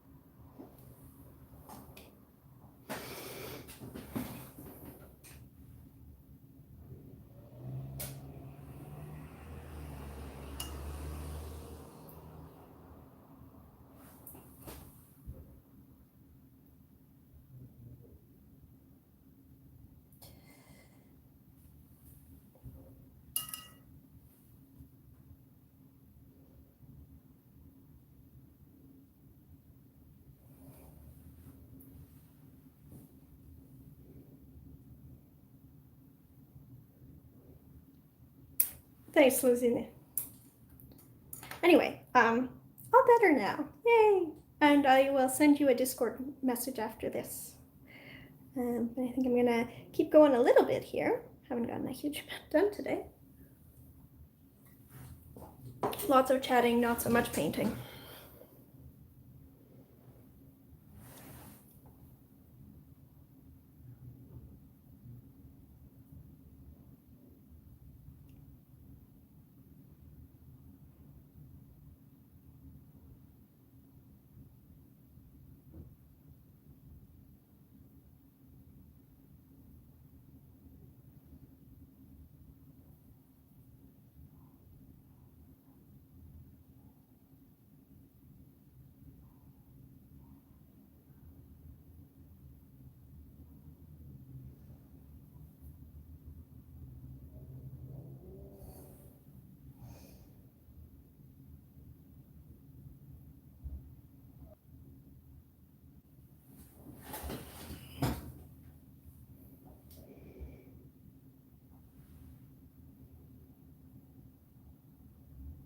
You're at coloring pencil paste.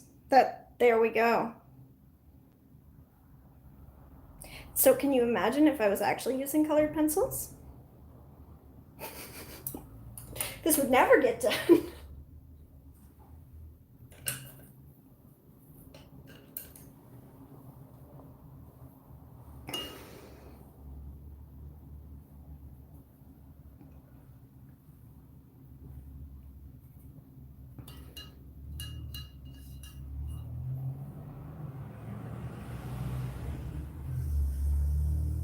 Have you practiced with casein? No, I've practiced with having my hand swollen to double its size. Were you listening while I was ranting?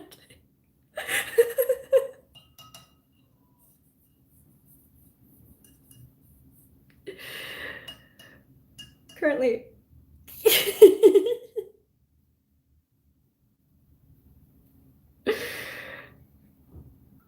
Maybe this weekend.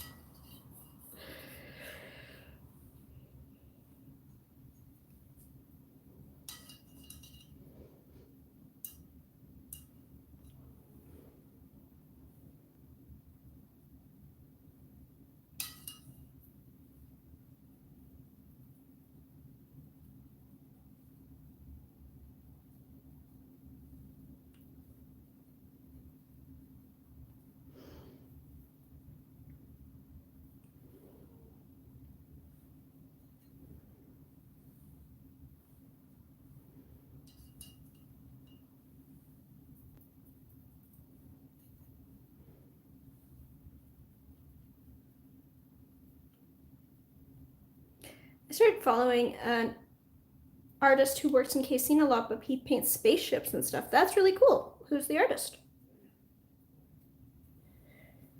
And if somebody wants to do some research for me, I think that Richardson may have discontinued their casein. And if somebody wants to either confirm or put me at ease about that, I would love to hear it.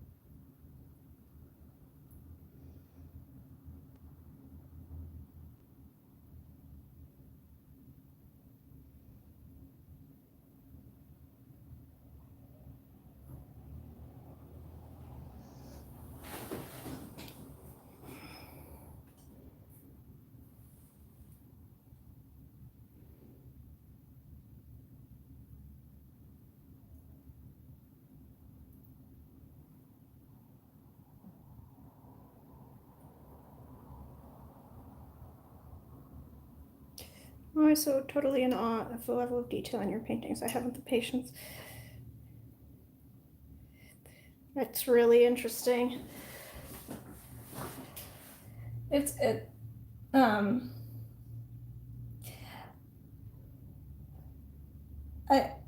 There are things that I find very trying on my patients that I just don't have the patience for.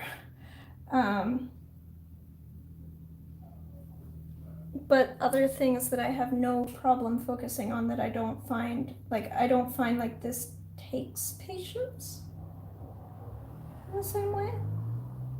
If that makes sense. So like I have trouble with things that need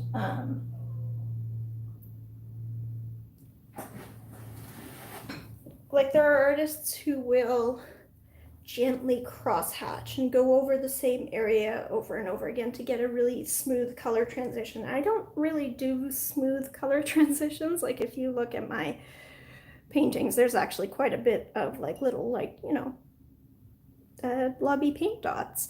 And I'm quite okay with that. Like that's not a problem for me.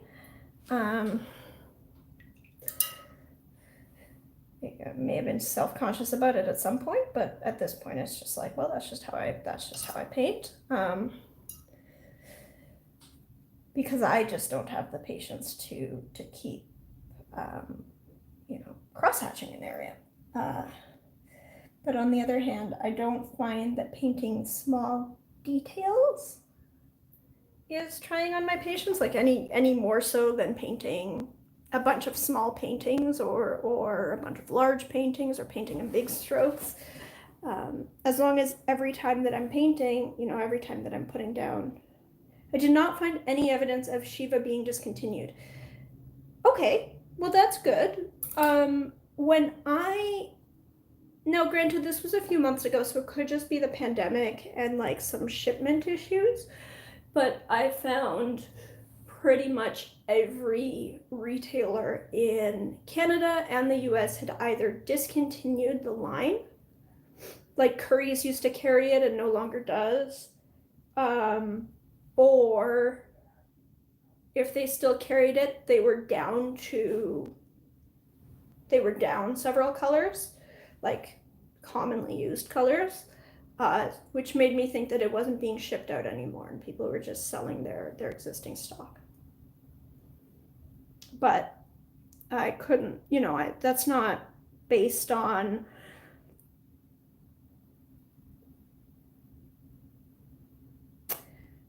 would you say that you get in the zone when you're doing art? Yes, absolutely. Yeah. Yeah, so I'm not sure, like it could, again, I could just be freaking out about nothing and there's no issue whatsoever. It was just a pandemic thing where, shipments were being slow or something. And, Curry's discontinues things all the time without them being more broadly discontinued.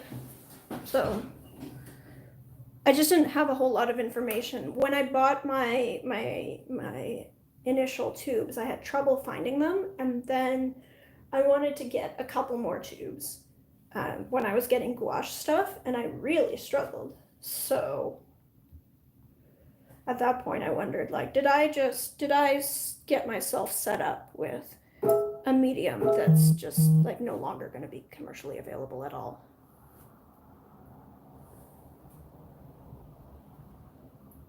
And I would be delighted to know that that's not the case.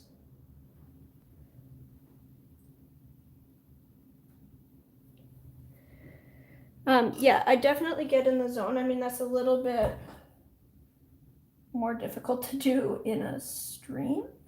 Although even in a stream, there's a little bit of that. Where you'll, like when I started this stream, I don't know how many of the current viewers were there, but I was sort of hopping around trying to figure out a place to settle in. And then once I started working on these and sort of got into a pattern, I'm more settled in terms of what I'm painting.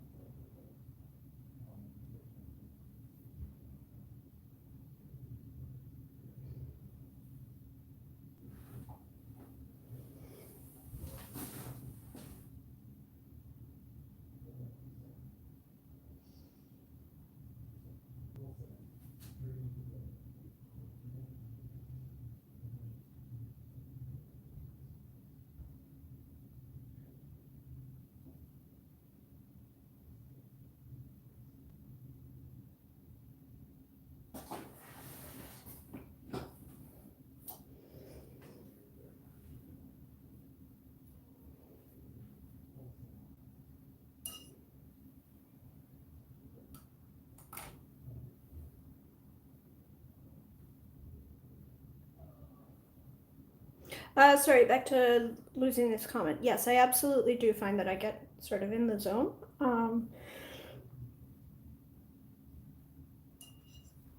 But I think it's also like different people.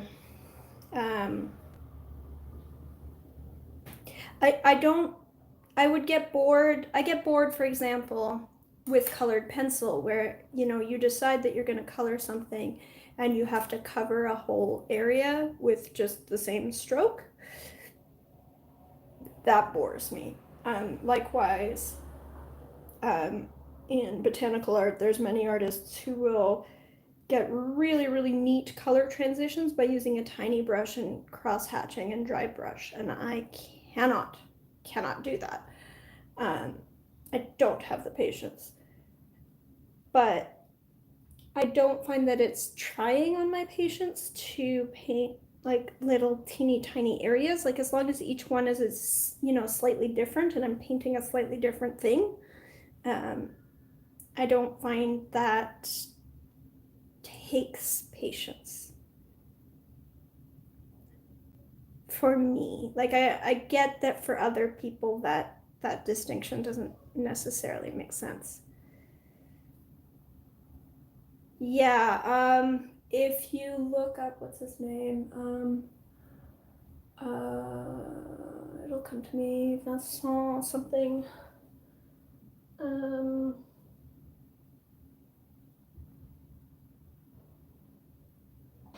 Maybe I have a book actually. Maybe that's the easier way to do this.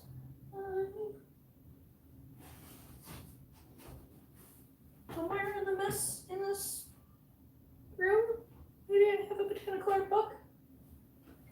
Give me a moment.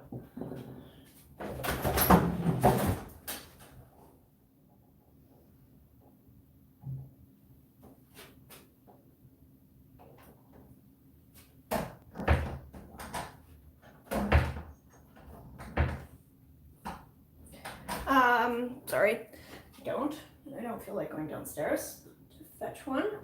But it's a similar technique to what you would do with colored pencil. You're just treating watercolor like you would colored pencil. And I find it unbearably tedious for the same reason that I find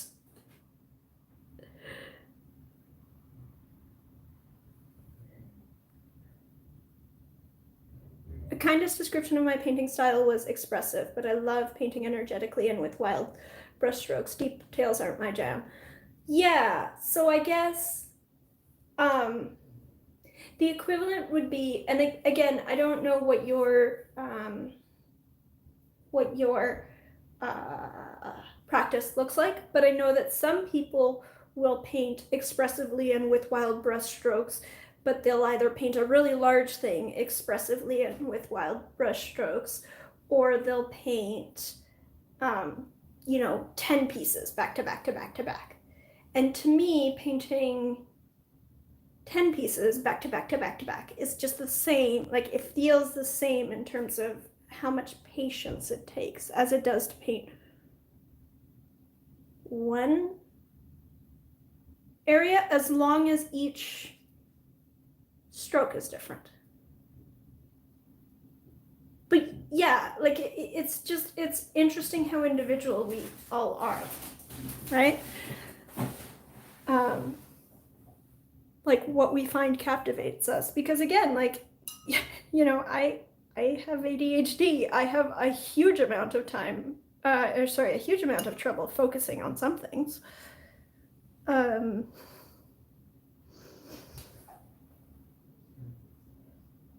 If I don't find something interesting, like forcing myself to focus is a completely losing battle. And that's been a challenge in my life. So it's always interesting when people say, "Oh, you're so patient," because like it really does feel like, well, I'm not.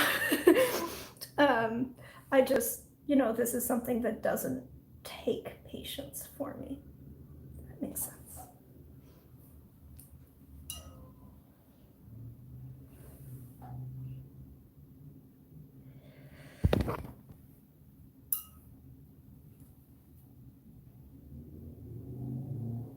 I'm just in it. I'm just focused.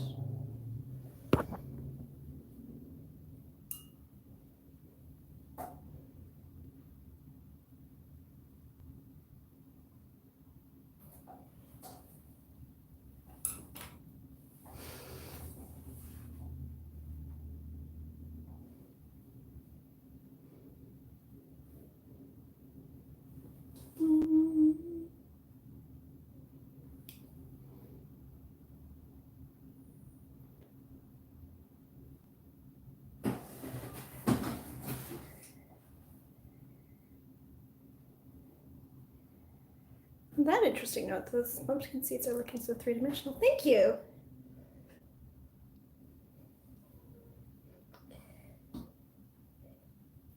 Yeah, I like digging in and finding, pushing back some areas, sort of making it pop out.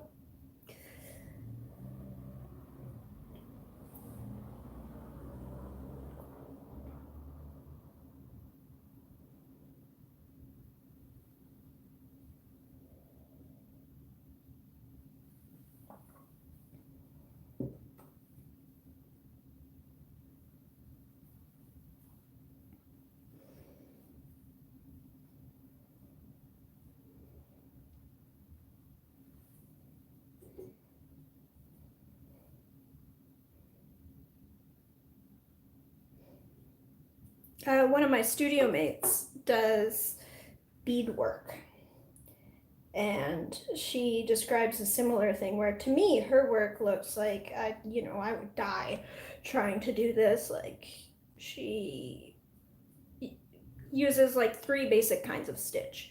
She just does them over and over again, and then she does these big geometric things. So not only is she doing the same 3 stitches over and over again, but she's making the same shapes over and over again with the same 3 stitches to make these larger things. And her work is stunning, just absolutely gorgeous. But I can't imagine. And she's like, it's repetitive to the point where she will watch movies while she's doing this. Although she often chooses to watch the same stuff over and over again too. Like, she'll watch Star Trek over and over and over and over and over again. The whole process is just very, very strange to me. The results are gorgeous. But she will also say that, yeah, but like, I look at your work and I couldn't possibly. Like, how can you stare at, a piece of lichen and just keep on painting little squiggles? Like, I don't get it. So, it's patience is weird. Focus is weird. Everyone's different.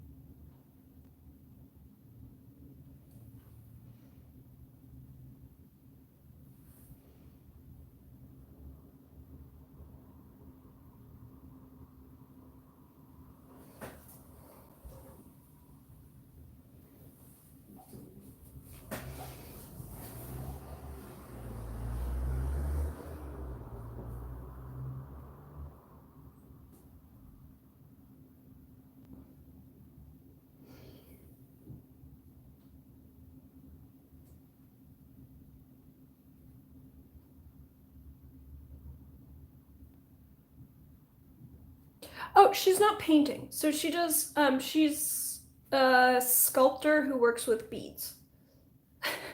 So she has little beads that she stitches together to make shapes, and then she stitches the shapes together to make these crazy sculptures. They're wildly impressive. I'll drop a link in Discord. Like insanely impressive. Like really cool, really cool idea. I'd love to hear her talk about it. I love to see the things take shape in real time. Really impressive. I just, like, I can't fathom choosing to do that every day. At all. It doesn't make any sense to me, but it works for her.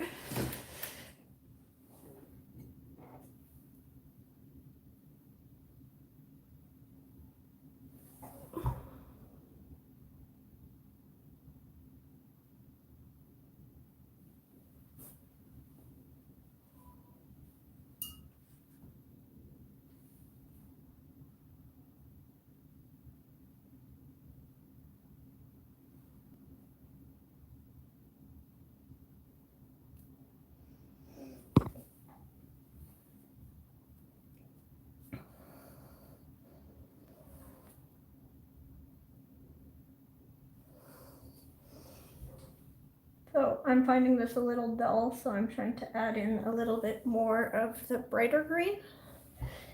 But I don't want to lose too much of the contrast, so I'm trying to be pretty selective about it.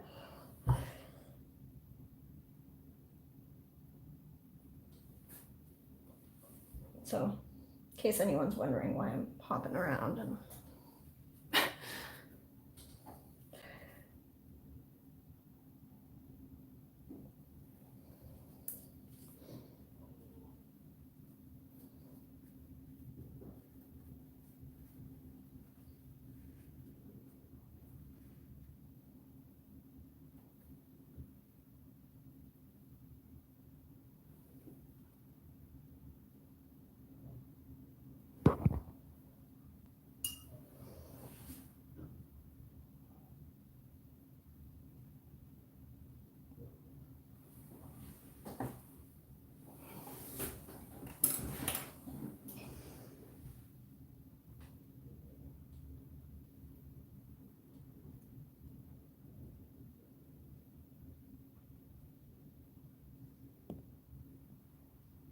I definitely lose the beads even while staring at them. Yeah. It's wild. It's wild. Crazy impressive, crazy, like, but yeah. And she's like, no, I never get bored. It's just so interesting how they all come together and I can watch a video while I'm doing it. And like, okay, cool. Yeah. Nice. Awesome. But she will also say, like, people will say to her, like, oh, you're so patient. She's like, I'm not patient at all. I get frustrated with things. You know, I find this calming and zen. Like, okay, cool.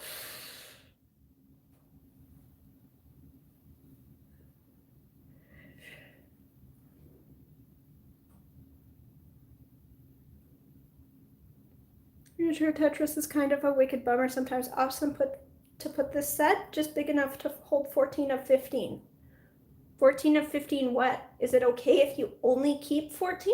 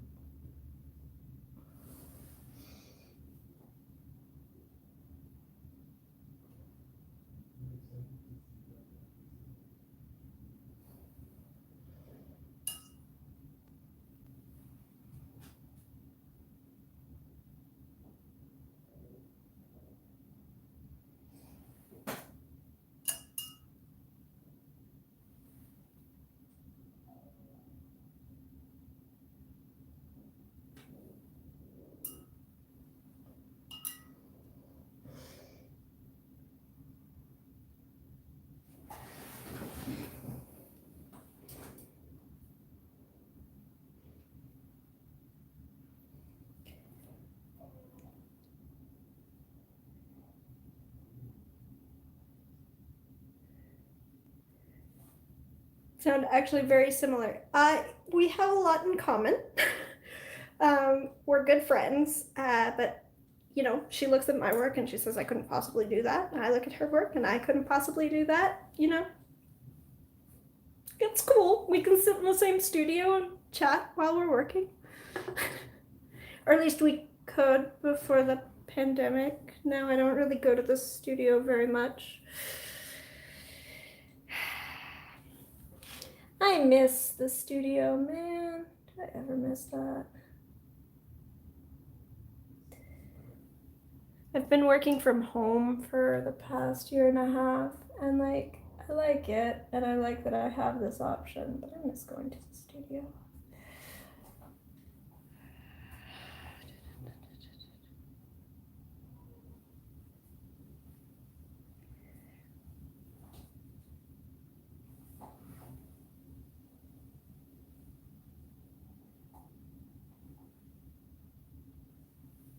It's a 19, oh wow, so you can't, yeah,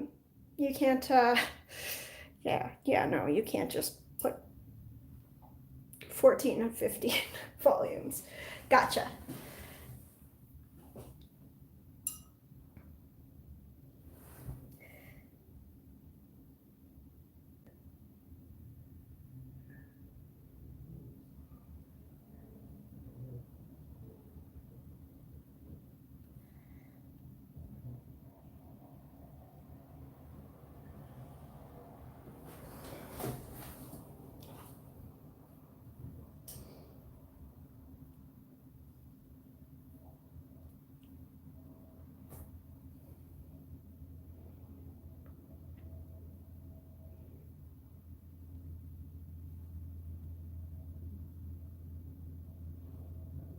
Volume 15 is sitting all sad and lonely on a different shelf for now, and that's just probably how it'll pan out for now. Aww.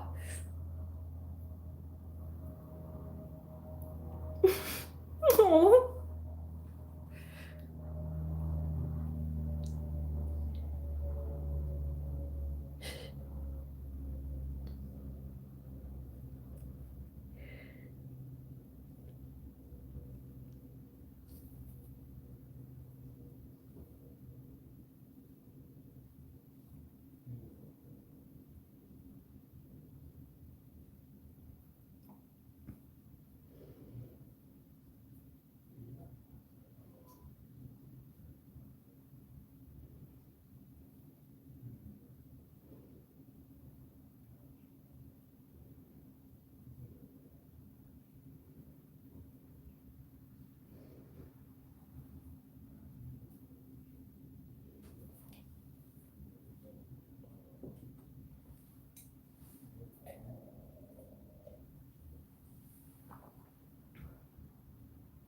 What the triangle is? The piece of bread?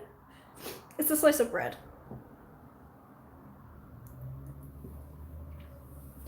It's probably going to get a little bit more detail in terms of like air pockets and stuff, but it's mostly done. It's a slice of bread. So this is going to be the grains area.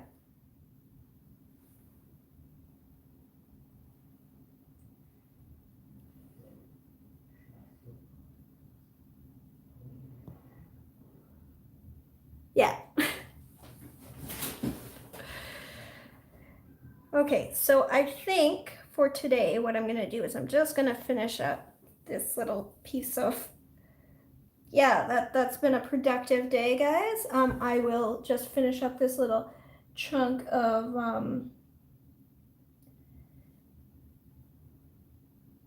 pumpkin seeds and call that a day, because that's a real productive couple hours I've had painting a square inch of pumpkin seeds.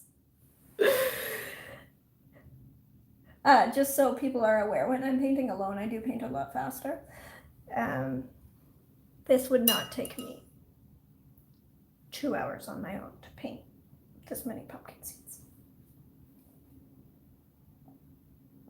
Or rather, it would probably take me 2 hours, but I would have also painted some other areas. So what's happening here is I'm pausing to chat.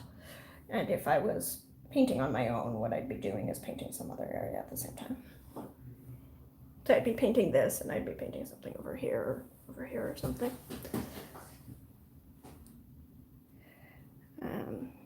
But yeah, because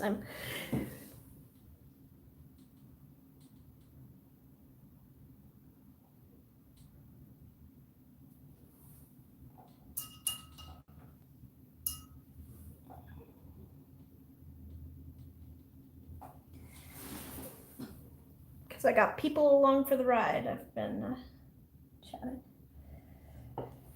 So, do work a little bit slower. Not a complaint. Just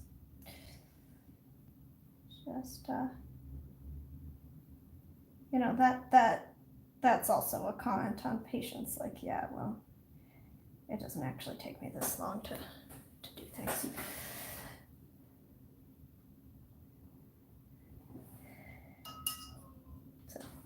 If you're wondering how do I spend this long on each of my pieces, it's because I don't.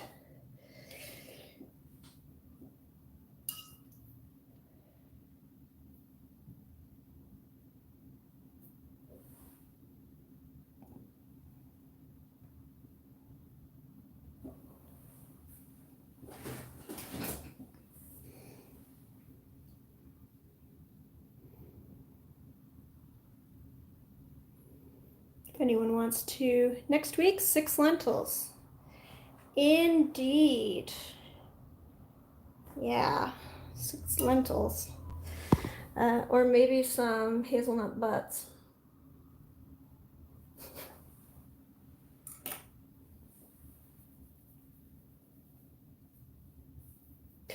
All right, bye-bye.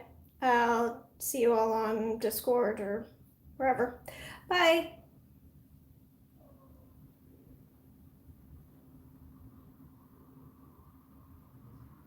Yes, good luck with Tetris, Alex.